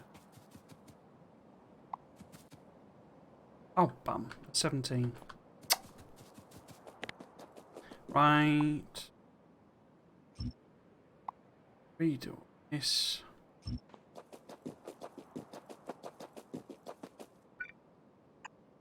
Job's worth doing. It's worth doing wrong the first time. Right the second time. Or even the third time. Right.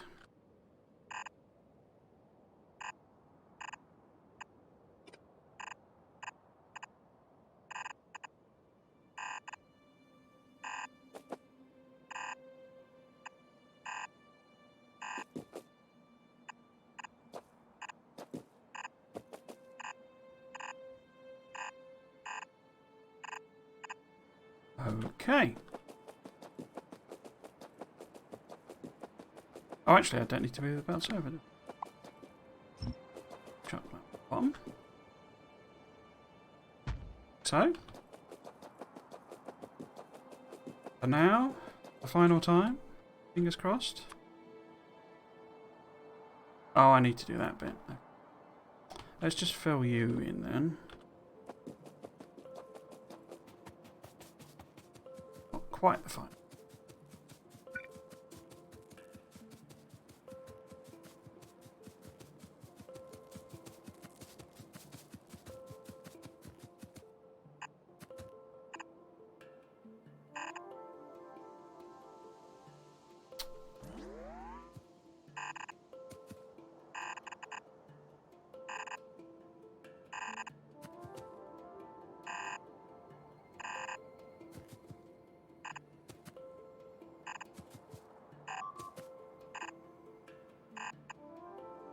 Something getting blowed up. Oh.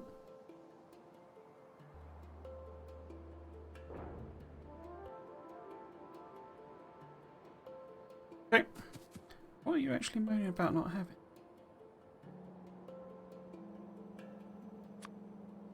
We can't have run out of belts. Ah, wait. No, no, no.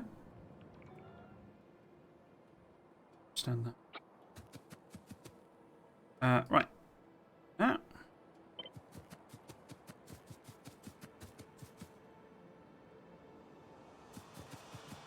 Has to be.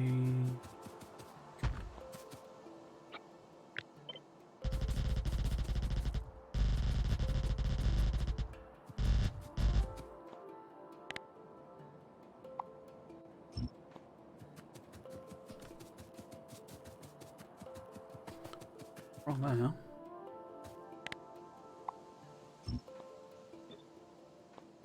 Oh, it's because this is not right. 1, 2, 3. All right, I've missed one. Actually, there we go.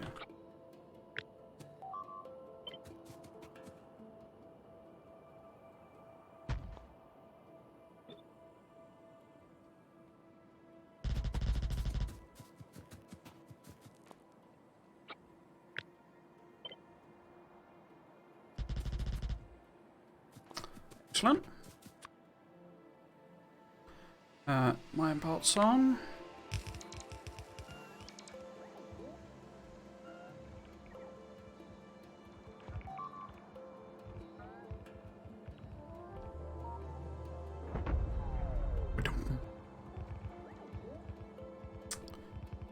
Is this 19 now?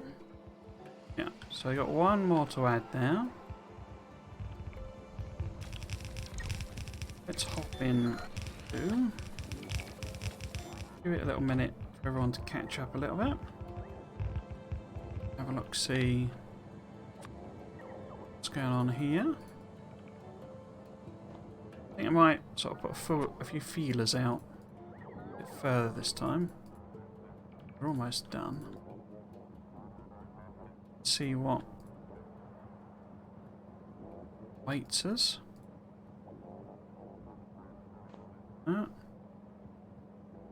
Be in.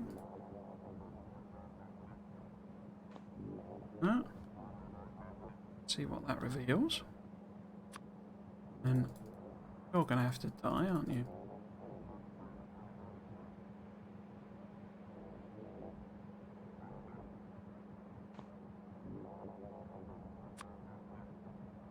This is literally like whack-a-mole. It's like one of the worst types of gameplay there is, because it's just meaningless clicking, basically.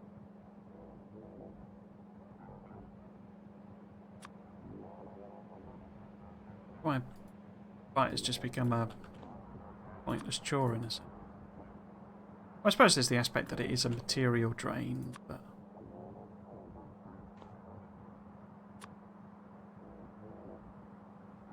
pretty rare that I run out of shells anymore.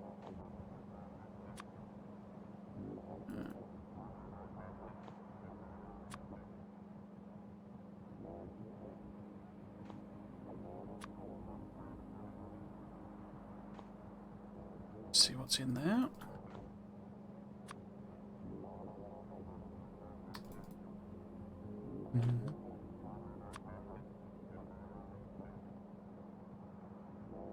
Whack-a-biter. Latest game from Wooby Software.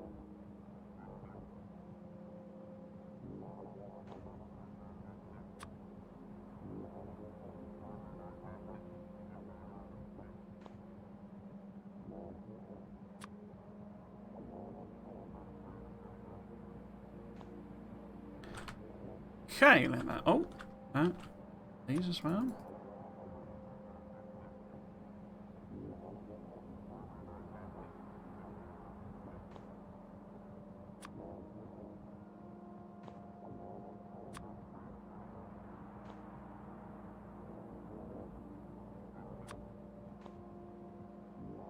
Okay, how are we doing?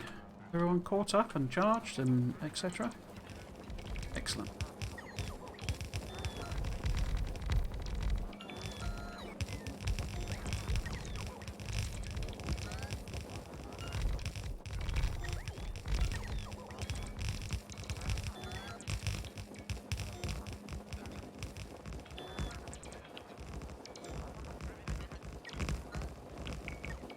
So if it's going to drop out, it will be about now that we start to run into the risk of that happening.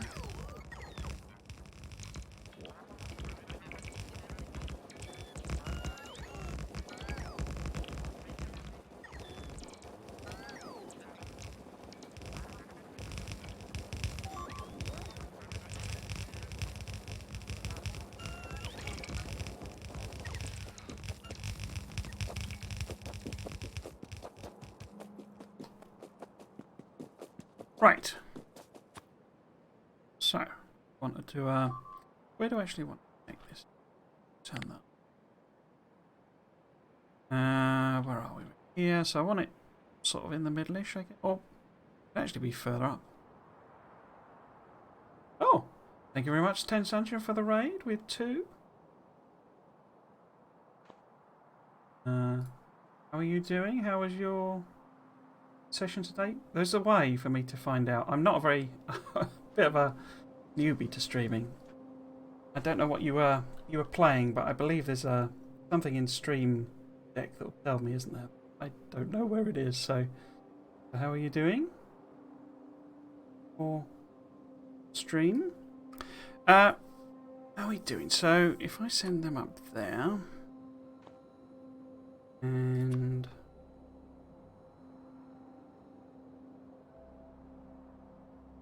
go, yeah, I think we want to sort of connect it high up because I want to leave a bit of a gap there. So if we go around that,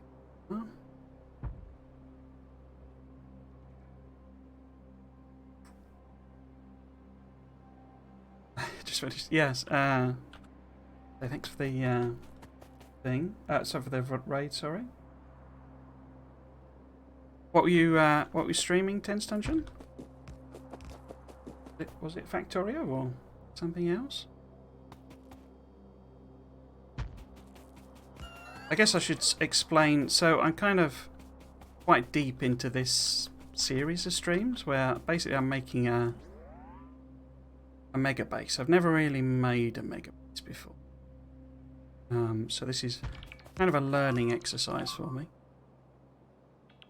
But we're at the stage where it's kind of getting... Stop. Kind of getting finished in that next week, next Saturday and Sunday, I'm basically planning to turn it on. See if I can actually... Factorio. Next month, Rift Breaker. Okay, cool. I've downloaded that because it's on Game Pass. I don't... But... you know, it's obviously on there, so it's well, it's not free, is it? But it's effectively free. I actually played the demo as well. For me personally, there was a bit too much combat, but it's an extremely pretty looking game. But I think I didn't really look into it, but I think you might be able to turn down the combat side of it. I don't know. It's quite an integral part of it. But it wasn't unfun. It was just... I say that more from point of view I was considering streaming it. But and it has like stream integration, which I'm sure you know. But I was like, this is too intense. I was like, when the attacks, some of the big attacks come, it's like it was like too much for me. It's like why I mean I would never stream like you know, like FPS type games because I wouldn't be able to cope with doing both at the same time. But I say it was fun game, but I say it was just too much, you know, too intense sort of thing. Because they can wreck your stuff basically. I mean, some of the big attacks are enormous. In terms of like, not in terms of number of enemies, but like the damage they do is just, you know, off the charts, really. Probably only in survival. Yeah, there's a campaign, isn't there? I'd definitely like to give that a go. Because I quite like. I mean, I've said this on sort of almost a matter of public record, so it's not a new thing. But Factorio could have done with a campaign or some kind of story mission or something like that, and they did start doing it, but then they just sort of gave up. And it does have the problem, you know, that you launch a rocket and then it's like, so what? So what do I do now? You know, there's no, in a sense, point to doing it. Let's play. That's it. Let's try. I mean, give it a go. I mean, that's just my personal reaction. I'd say thanks for the raid. I hope you have a good rest of your day. Oh, and obviously welcome to everyone joining from the raid. Welcome to the stream.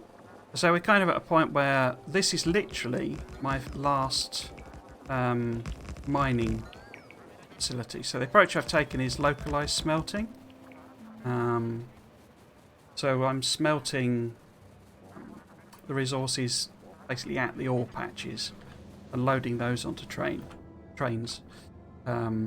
So we've got iron plate, copper plate. Obviously, you have to use stone for things like, you know, the railway for the purple, but, you know, stone brick. Coal is obviously raw. Then I've sort of stayed away, or I've moved towards coal liquefaction rather than oil. I've had a bit of trouble with, well, getting the fluid mechanics to work properly, so or work sensibly and understandably. But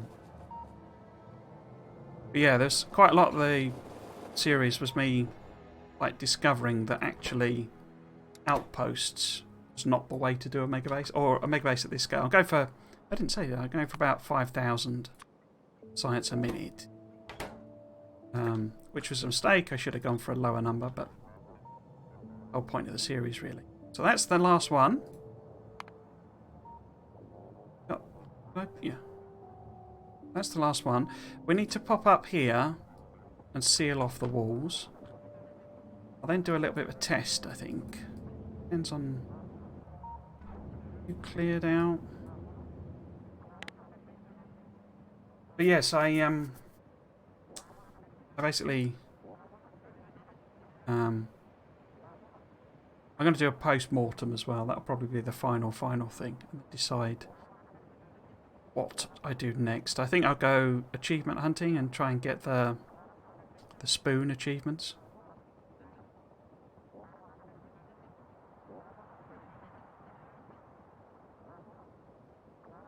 All gone. It didn't have their attention. That's fine. I never quite know what to do with raids, because it's like... I don't quite know how to do them myself. I can do them in the stream deck, but it's like the people I watch and kind of know what they do don't tend to stream when I stream. So, there's not usually somebody I can do them onto, and I'm kind of probably a British, but I find it almost embarrassing to, you know, to raid someone. It's like, how to put it? Because you don't, I mean, I think there are ways of, I mean, I guess you could just look and see what people are streaming, but, you know, you could drop them into a game that, just completely inappropriate, or, you know, because I do this stream, like, under 18 as it was. It's, you know, it's not, there's no age gating on it. So I wouldn't want to take people over to a stream that is age gated. If there happen to be someone watching, not that I think anyone fussed by that, tends to come back sort of thing, but say wouldn't really be appropriate. And of course, a lot of games are 18 plus. You know, it wouldn't really seem appropriate. So most of the people I watch either stream sort of in the morning or late evening here in the UK, so I can't really pass them over to people I know, as it. But I've tried to desync from Nilhouse, because Nilhouse tends to be a bit of a elephant in the room, as it were, in that I've had a few streams where there's half a dozen people watching. Oh, well, spoon achievement. So, sorry. So, basically, so that I don't know if you know this button. So you can see your achievements that you've actually got in game by clicking the button there. You can actually pin them. So if there's one you're going for, you can't do it on ones you've done, obviously. But if you've got an achievement you're hunting for, this here is like a little magnet symbol. And if you click that, it'll show it on the side there, so you can keep track of it. Basically, by what I mean spoon achievement is, so there are two achievements that are time, like, there's more than two actually, but there's two that are completing the game within a certain period of time. So the first one is 15 hours, no time for chit chat, and the second is finish the game within 8 hours, there is no spoon. Which I think is meant to be a Matrix reference. So, you know that bit, in the Matrix with the spoon. The kid saying, what'll blow your mind, there's no spoon. But the idea being, you've mastered the code, as it were. But there are a couple of other time-based ones. So there's one for making a train within 90 minutes. So I've got that one. But that one's you can do that one. You don't have to, that's relatively early to do that. So you can sort of brute force your way into it, basically. Isn't there another time one? I suppose these are technically time, as in you run your factory for the time you get them. But what you can do is you can pin them to the side there. And then if you're on track for doing them. So, for example, it's quite useful for the Lazy Bleeper award, in that you can stick that up there and it actually tells you how many items you've crafted, so you can avoid doing too many. And it's like this, once you've gone past doing them, it crosses them out, basically. So what I would do is basically do a stream where I try and get that achievement, because obviously if you get the spoon achievement, the 8-hour one, you also get the other one. So that's all I mean, basically. And the idea there being, it's the flip side to this, in that this is, how fast can I, how this is making a Megabase, which takes hours and hours and hours, and then almost as a palette cleanser, do one that will just blast through the game as quick as we can. Now, in reality, what I would actually do is like plan it out. So, it would be actually a good few streams where I work out a base, that would build a rocket and that I could make, and in 8 hours, and blueprint it basically, or chunks of it, and then restart that seed, stamp it down, and then see how quickly I could actually fill it out. And if I didn't get the achievement, do it again, sort of thing. So it would be quite a few streams, but nothing on the scale of this. What am I trying to do here? So basically I just want like a row of laser turrets, I think, basically, don't I? So I'll just stick a bunch of laser turrets in, really. So if we want to go a bit, because I want to block off there. So.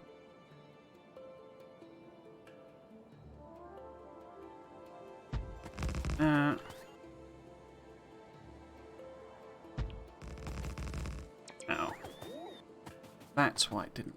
Let's do that again. Not be stupid.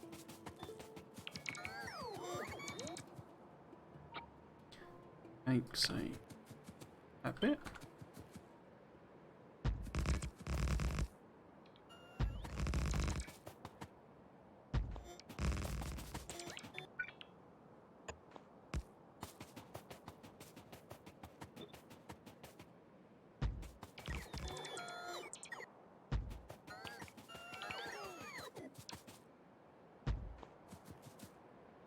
That'd be fun to watch. Hopefully so. Yeah, it's you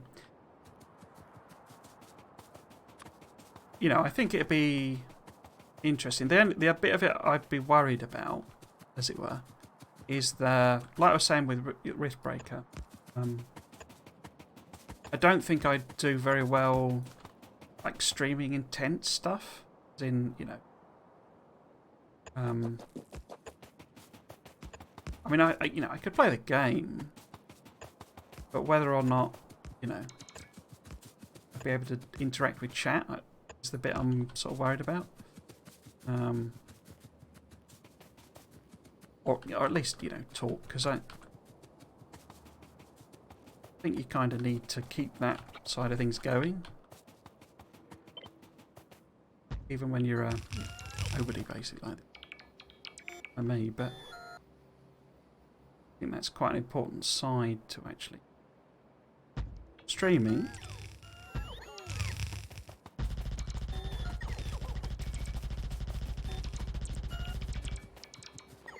But I mean, people do speedruns in, like, I think, because obviously there are different categories of speedrun, but they can finish the game in like 2.5 hours. You know, if they don't worry about, you know, if it's just, they call it any percentage.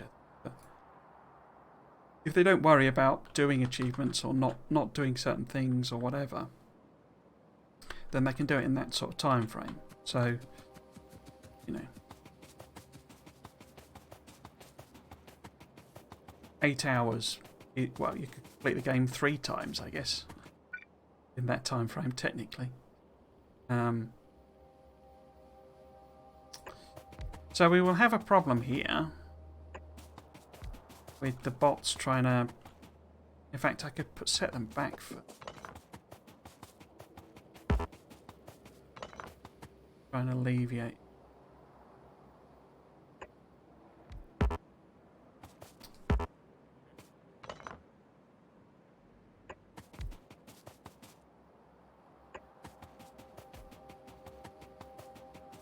Take that maybe...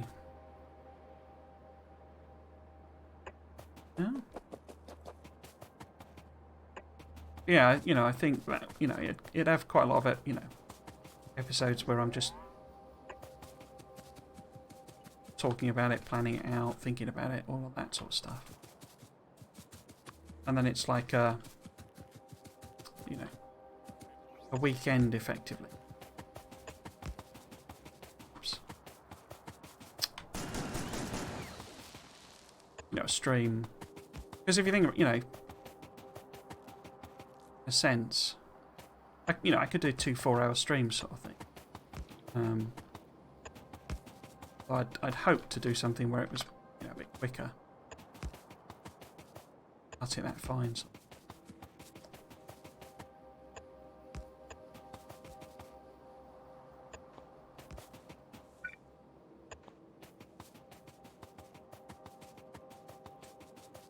No, 88 hours is good. That is a good time for completing the game. My first, when I actually played it through properly, I think it took me about 150 hours or something. I did the classic thing of like continuously restarting. Do we have construction bots and stuff? Yeah, that's fine. I'm thinking, oh, I'll design it better, you know, the next time, as it were, which a lot of new players do. But then I just sort of said to myself, right, no, I'm just gonna finish the game, no matter what mess I make and all that sort of stuff. So I think it took me about somewhere in the ballpark of 150 hours or so. But you know, I mean, fundamentally, and this is why I've never done those achievements or even thought about doing them, really. I'm not a quick player, you know. I've never been quick at the game at all.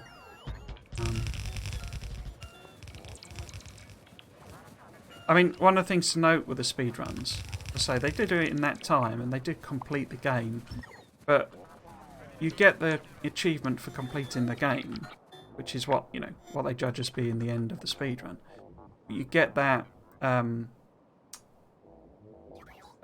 don't have to launch a satellite. You just have to launch a rocket. So they don't... I think that's right. I may be wrong. I'm pretty sure that's right. So, you know, they don't have to do the whole build a satellite. And of course, they're not fussed about doing any infinite sciences or any of that sort of stuff. You know, so they're not setting a base up, you know, for long-term building or anything like that. It's just literally something that launches a rocket, and then they're done. So I say it is a different thing. Oh, I could get rid of all this as well, couldn't I? I forgot about this. In fact, that's a point. I'd forgotten about that. This was like one of my first outposts, and I never fixed it because I went and fixed this. These were my first outposts, or this one was. Or was it the copper that was the first? Anyway, but I switched them over to a newer design, and it took hours because you know, it was like chests and chests of rubbish, and this I never fixed. So that might be an issue. Oh no, I did. I put a tag on it. I never did anything. Are we out of room and stuff? I guess we must be out of room. There we go. I just push through. Yeah, it is. I say it's sort of a. It's one of the things. I go on the Reddit every so often and sort of do a bunch of posts and stuff, and basically I only do it occasionally because you see basically the same posts over and over again. Not that I don't mean that in a, you know, people can post what they want sort of thing. It's not. I don't mean that in a criticism way, but it's basically you get people basically saying, you know, I've never finished the game, or you know, I keep restarting. How do I stop and all that sort of stuff. And I say it's what I did initially. So it really is a case of you just have to plough through because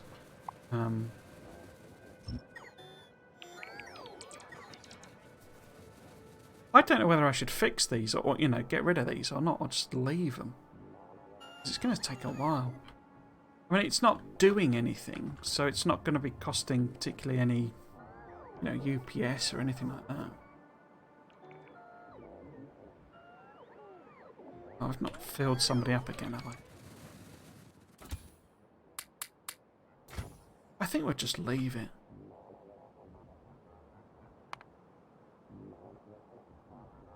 Let's just make sure there's no sneaky little way through. Sneaky little biters, is there? That's separate. No. Okay.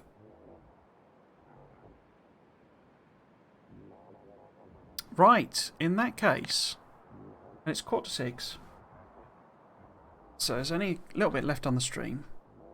I'll leave that there as a little reminder. But we've now gold resources done. So everything has resources. The only thing I need to fix in terms of the resource patches is this, in that I need to delete these. And I'll just stick them in a chest because I know that's roughly the right number of patches. So I don't need to do that. It's just I need to take the miners out so that they'll empty the chests, you know, and stick it all in here, and so it'll run for ages before, you know, before it's all depleted. And then what will happen is they'll come and, so for example, you know, they'll do this iron one, and then they'll do, you know, like that one and that one and that one. So eventually they'll run out of resources, each one, and once they're all gone, then I can come and, you know, switch them over to belts. In order to do that, I'm going to have to run science anyway. It'll be an interesting experiment, actually, because there's not enough power to really run the base. I don't think, because I would need to delete all these beacons. Because basically, I've added in a load more beacons. So the ones I identified as needing to be deleted, you know, will compensate for all that. But the base, it should run just about with the nuclear running, but that's very UPS heavy, so we need to get rid of it, which is why we need this patch. This looks like it's all calmed down, but it would take a while for them to put the extra one in, because I need one more. Yeah, let's just fire up, see what happens, because it's, you know, they're not going to wreck the base. Just where they damage stuff could be quite inconvenient. But we'll head home. Yeah, okay, so it'll be an interesting exercise.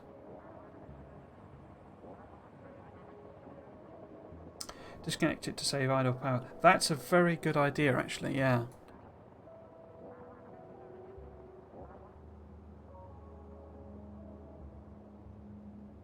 I think for the... Yeah, because I could... If I probably just chop out those power stations, then all of that would be disconnected, I think.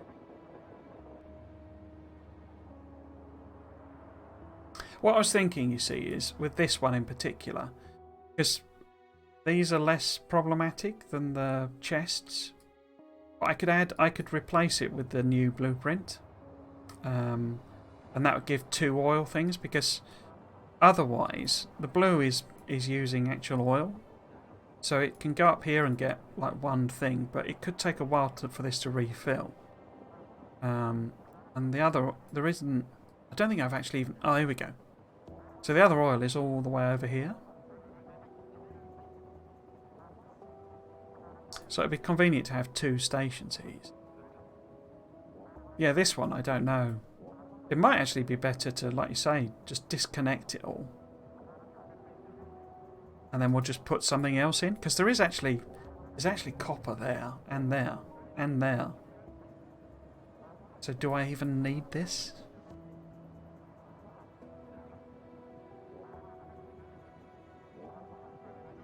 Anyway, yes, so let's fire up the science. So how would we do that best? So if we... Because this is the one I was using... Well, I was using mining test. This is this, and it will literally finish as soon as we click this. So nothing will really happen in science. And I need to do a few more. So we do one straight afterwards. It's quite a lot.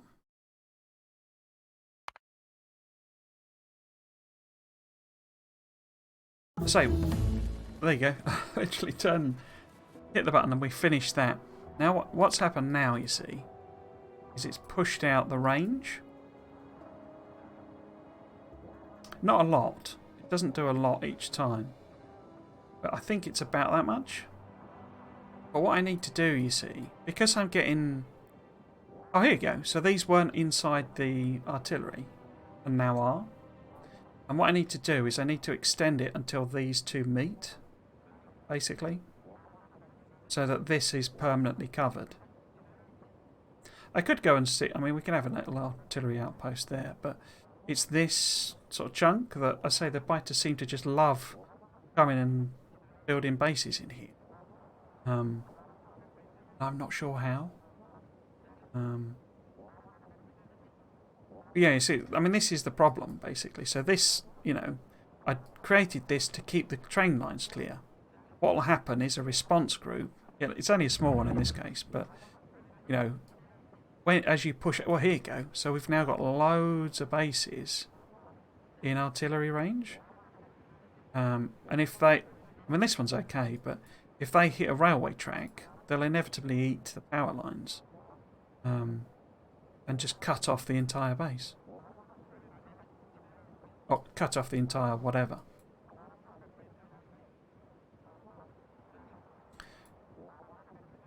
There we go, so we're getting lots of shells fired out because of that.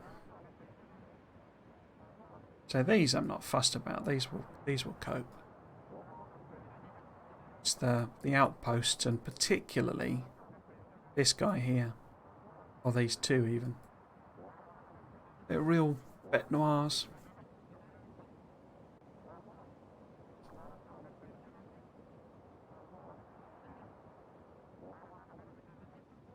You see what actually happens,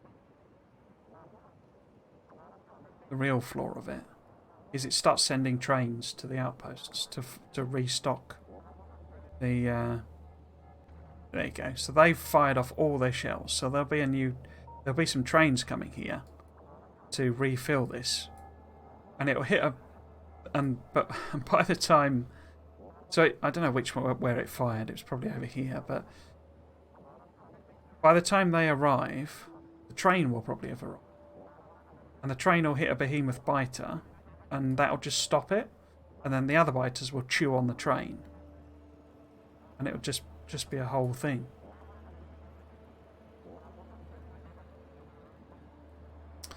Oh well.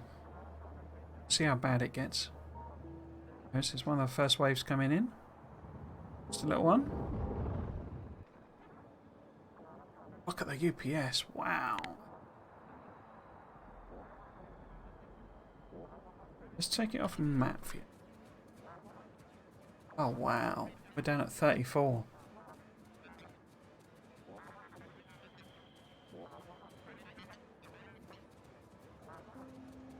It goes running at half of its speed.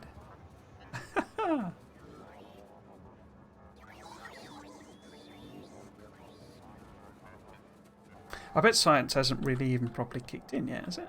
Oh no, no, it looks like yeah, okay. That'll be why we're also down. Let's have a look at the power. So,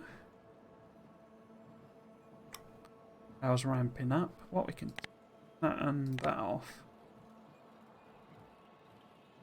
Oh, here we go. We're at 1.2 gigs. This goes up to about 10, 11. That's them kicking in there.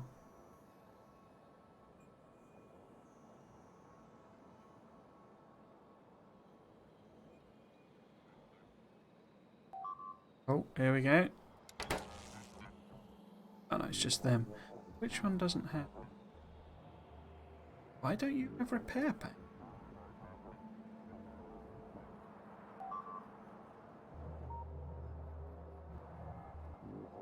They mustn't take them out of...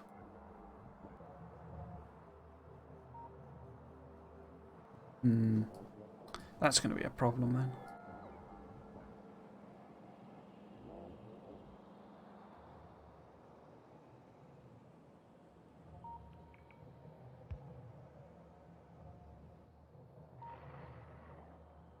Oh no, they have done.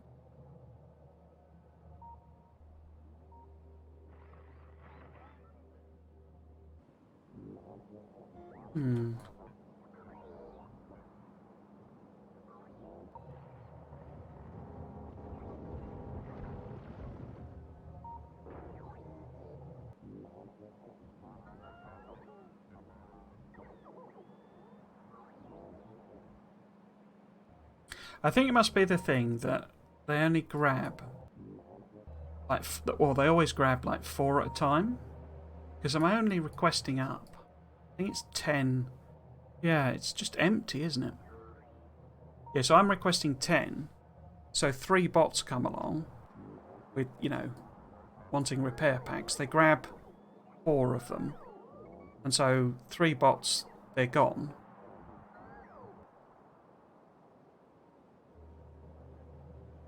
Now they then go and stick them in, they put them back in robot boards so they become available again. Assuming they survive, they might get trashed. So really these should be bigger. Should be a bigger request. So this should be like 50 repair packs. And then there'd be a bit more of a stockpile.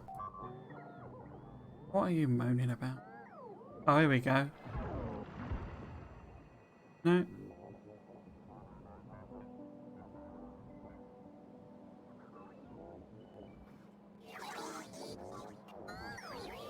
So we're in worst case scenario territory, basically. Because...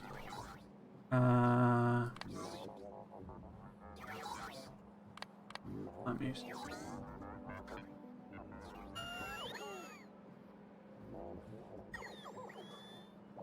So transport lines is belts. So they're obviously chunky, but that's the...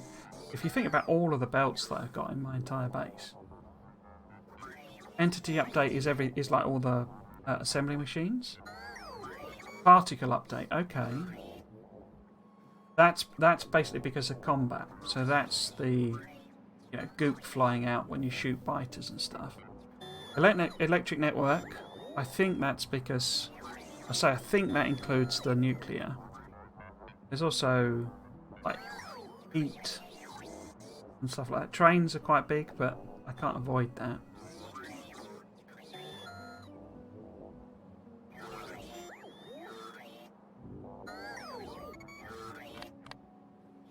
The entity time. You see, artillery projectiles it's not a lot, but it's still there. But artillery turrets are actually quite heavy, and they are doing a lot as well. So this is where I'm thinking we'll probably end up just deleting the biters, because then I can just delete all the artillery turrets. It gains us a bit as well. I mean, obviously the biters themselves are quite chunky.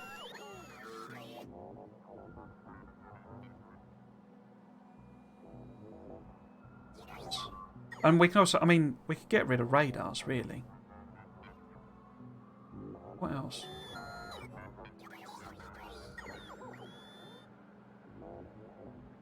Enemy spawner, it's not a lot. But you see, it all adds up, basically. Boilers, there you go. So we don't, we want to get away from using the thing. How are we doing on the power?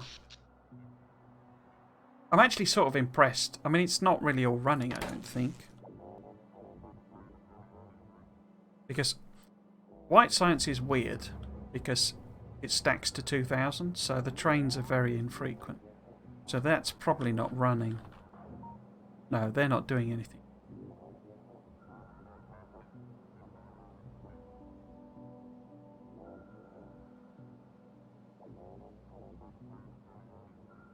So it's this that we need to kind of... How much have you got left in? So very little. So another round of trains are about to fire up. Oh.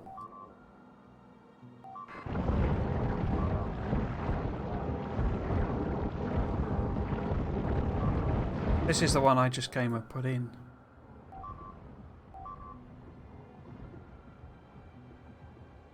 But you see, it is basically coping. Probably losing a lot of bots.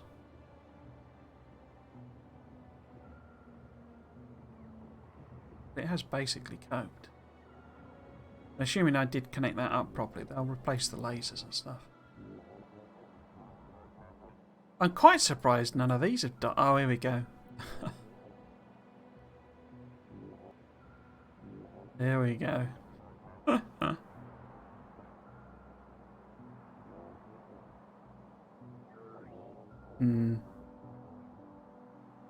I'm a bit impressed, honestly, that it's running at what it's running at, given I'm basically doing everything. We're doing fighters, we're doing artillery, we're doing science. We could super stress it and see how mad it goes by actually manually sending one of these back. There you go. So another round of trains have got. Okay, so purple's already... Oh no, that doesn't use purple, does it? No, it doesn't use purple, so purple's not running. There's only one science that uses everything.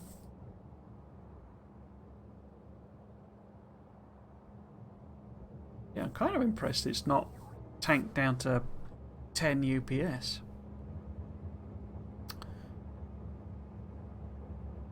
Let's send this back and see what happens. It's 6 o'clock, so I'm basically going to end anyway. Look how slow it is. Wow. Let's show you the power. So they're only at 4.5. But then I suppose I've not got the purple's horrendous. It's an enormous number of machines. But white hasn't been running, so we could run white and see what happens there. But say when they're all going, it'll get up to about 11 something like that gigawatts. which is almost what the it's like 2/3 of the steam turbine. Well, when you add in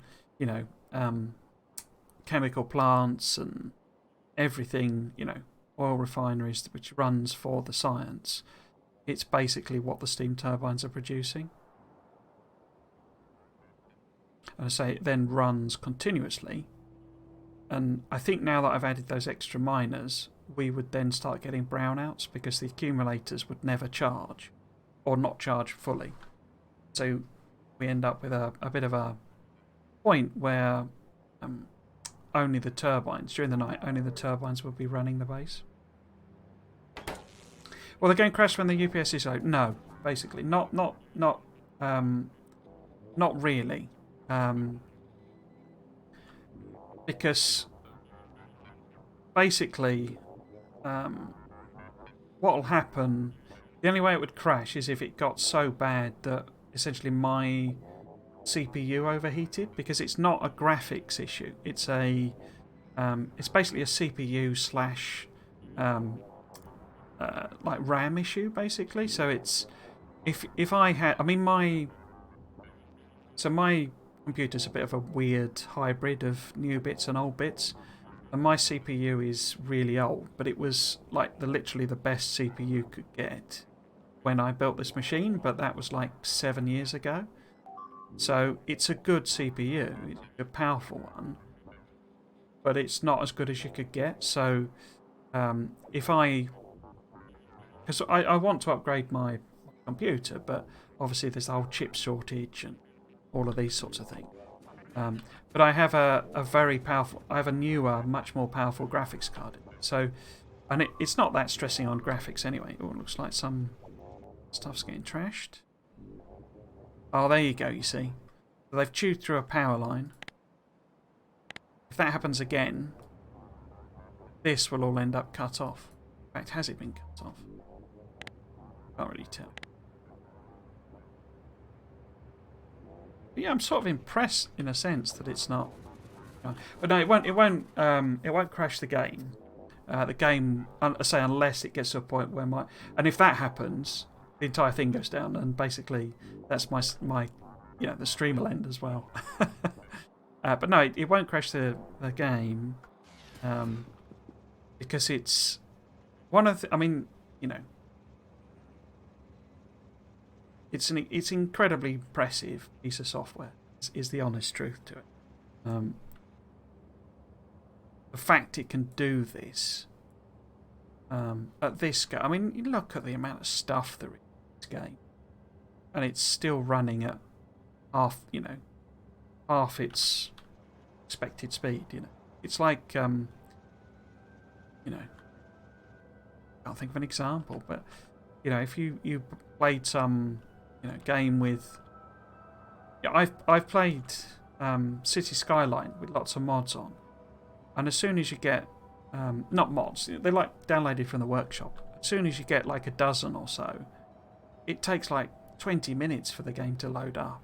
And the fact that you can do this is just remarkable. Right, so hopefully a bit of science has been... Yeah, here we go. So this has all been loaded on. Are we launching rockets? Yes. Rockets are go.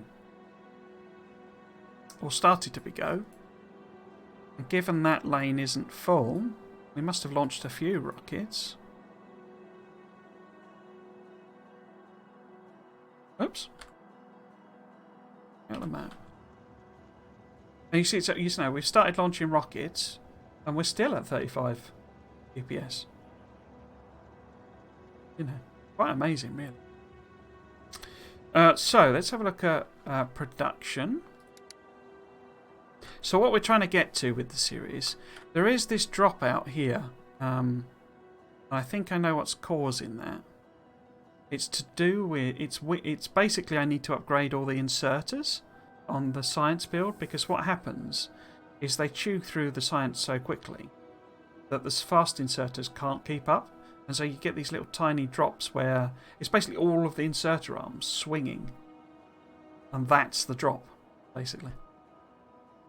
But what we want to get to, essentially, is that a steady state of like, so that this chart, well here, so this 5,000, that's what we want to get to, that's continuous. So the fact that we had this drop here, I don't know what that was. It was presumably trains coming and going, maybe. But we need to investigate why we're getting things like that. And, you know, basically fix the issues that's causing that. So that this chart is just a continuous line here. I'm actually consuming too fast, so we probably have to tweak the science side of it so that that's because I don't really want to consume quicker than I'm making, really. I want the two to be about the same. Obviously, I mean, white science will never be, because you launch a rocket and then there's a gap and then you launch a rocket, you know, it's that sort of cycle, and it gives you thousands at once. You know, so you have to think of that as the average, basically.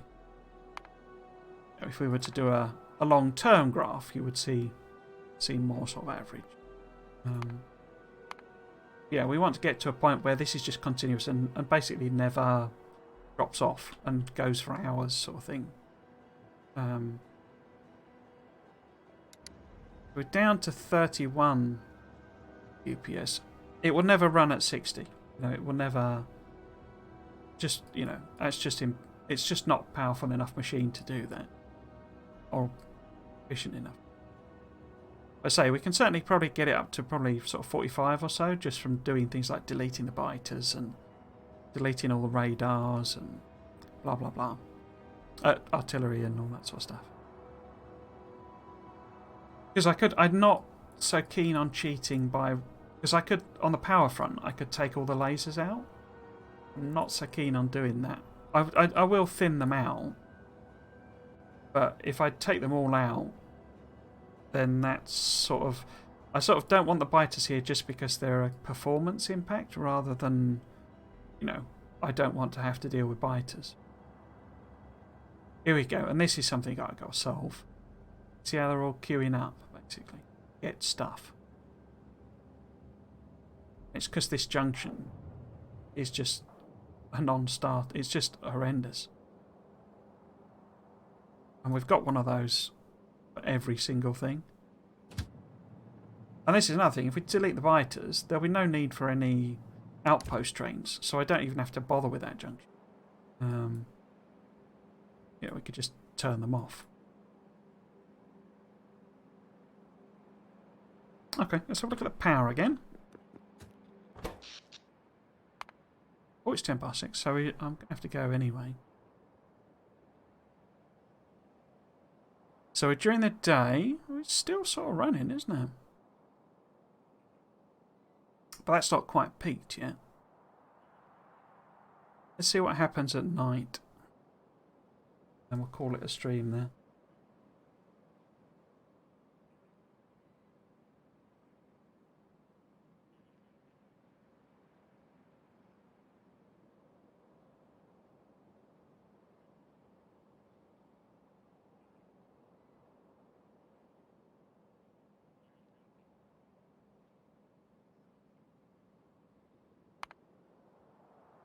How are we doing? So we're into the night now. There is a dip with this, so you'll see it on here. I'm not quite sure what causes that. I think it's because there's too much nuclear running all at once, and that we'll run out of storage, I think.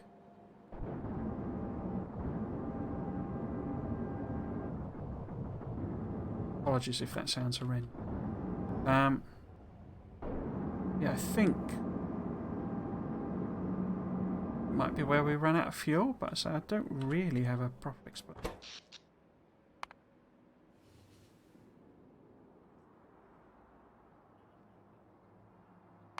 The reason, I mean, in case you weren't aware, so the reason we want to go solar is basically because the game treats all connected solar panels and accumulators as one entity. So all of these And connected meaning power lines are connected, not physically next to each other. So the fact that these are all in one network means this is effectively one gigantic solar panel and one gigantic accumulator. Whereas this, it's doing all the calculations for every single entity separately. So you have to go solar when you go big, because, well, like, you know, you see we're down to 30 odd. Yes, a big chunk of it is the whole power side of it. 9.1.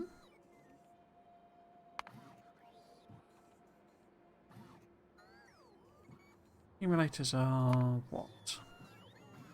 Oh, they must be basically at full power now. You see? Can you see that? Sucking away at the accumulators.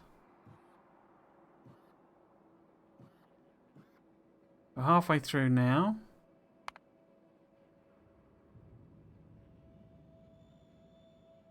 Are we halfway through the night? I don't know that we are. It's not far off. But say, purple's not running, and purple's a beast.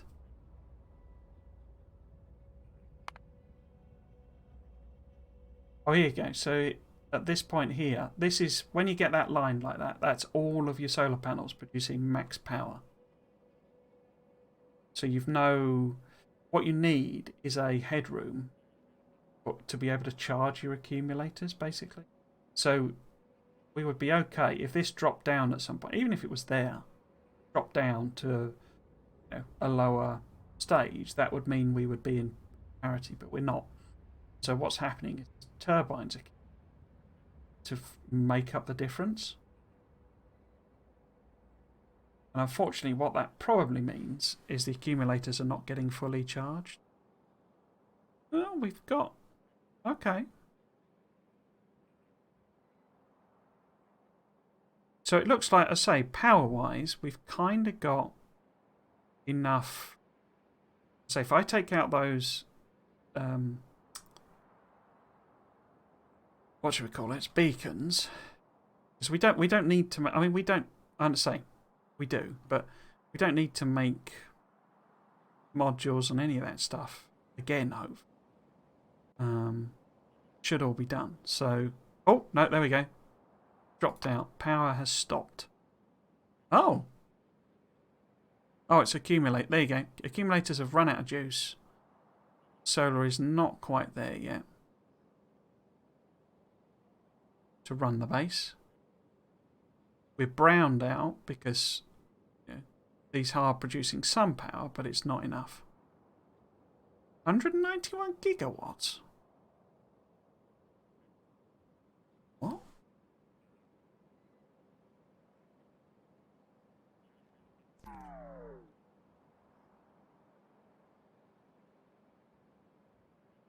Oh, that's because of the accumulators demanding the power, I guess?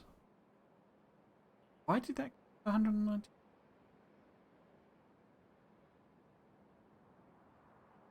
And there you go. You see all of our stuff turned off, browned out.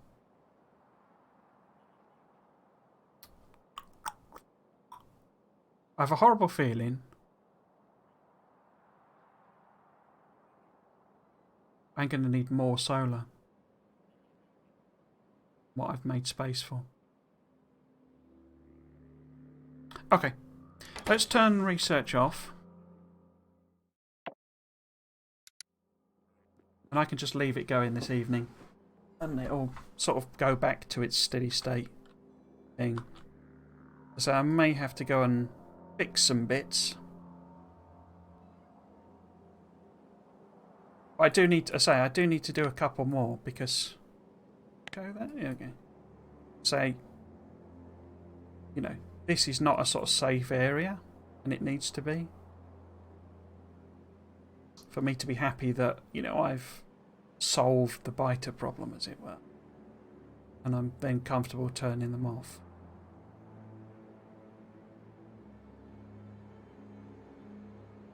How many? So it was about that sort of distance, wasn't it, that it did? So if we can get 3 more done, wow. Okay.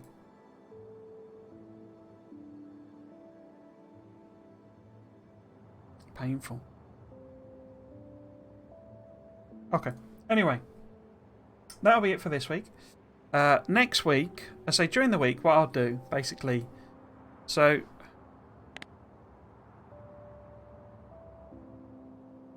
Because this, you see, the problem is, this only gave me about 9. Being generous there, it was more like 8 gigawatts.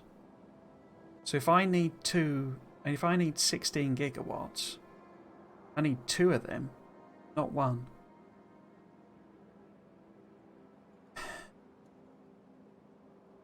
We'll see. We'll see how much I can save. But during the week, I'll basically keep doing the refinement, keep tweaking away. I'll do these jobs. So next week will be sort of testing again. Oh, we're down to 26 because we're on the map here. Yeah, and hopefully we'll get to a good state where it sort of runs. So thanks for joining me again this week. And I say, next week will hopefully be the conclusion, and then if not, there'll be sort of 1 more week. So it's going to be basically the end of October. So I say, if you've been watching, thanks for doing so, and hope to catch you on another one. I've been Tris Magis, it's been Factorio. Thanks for watching.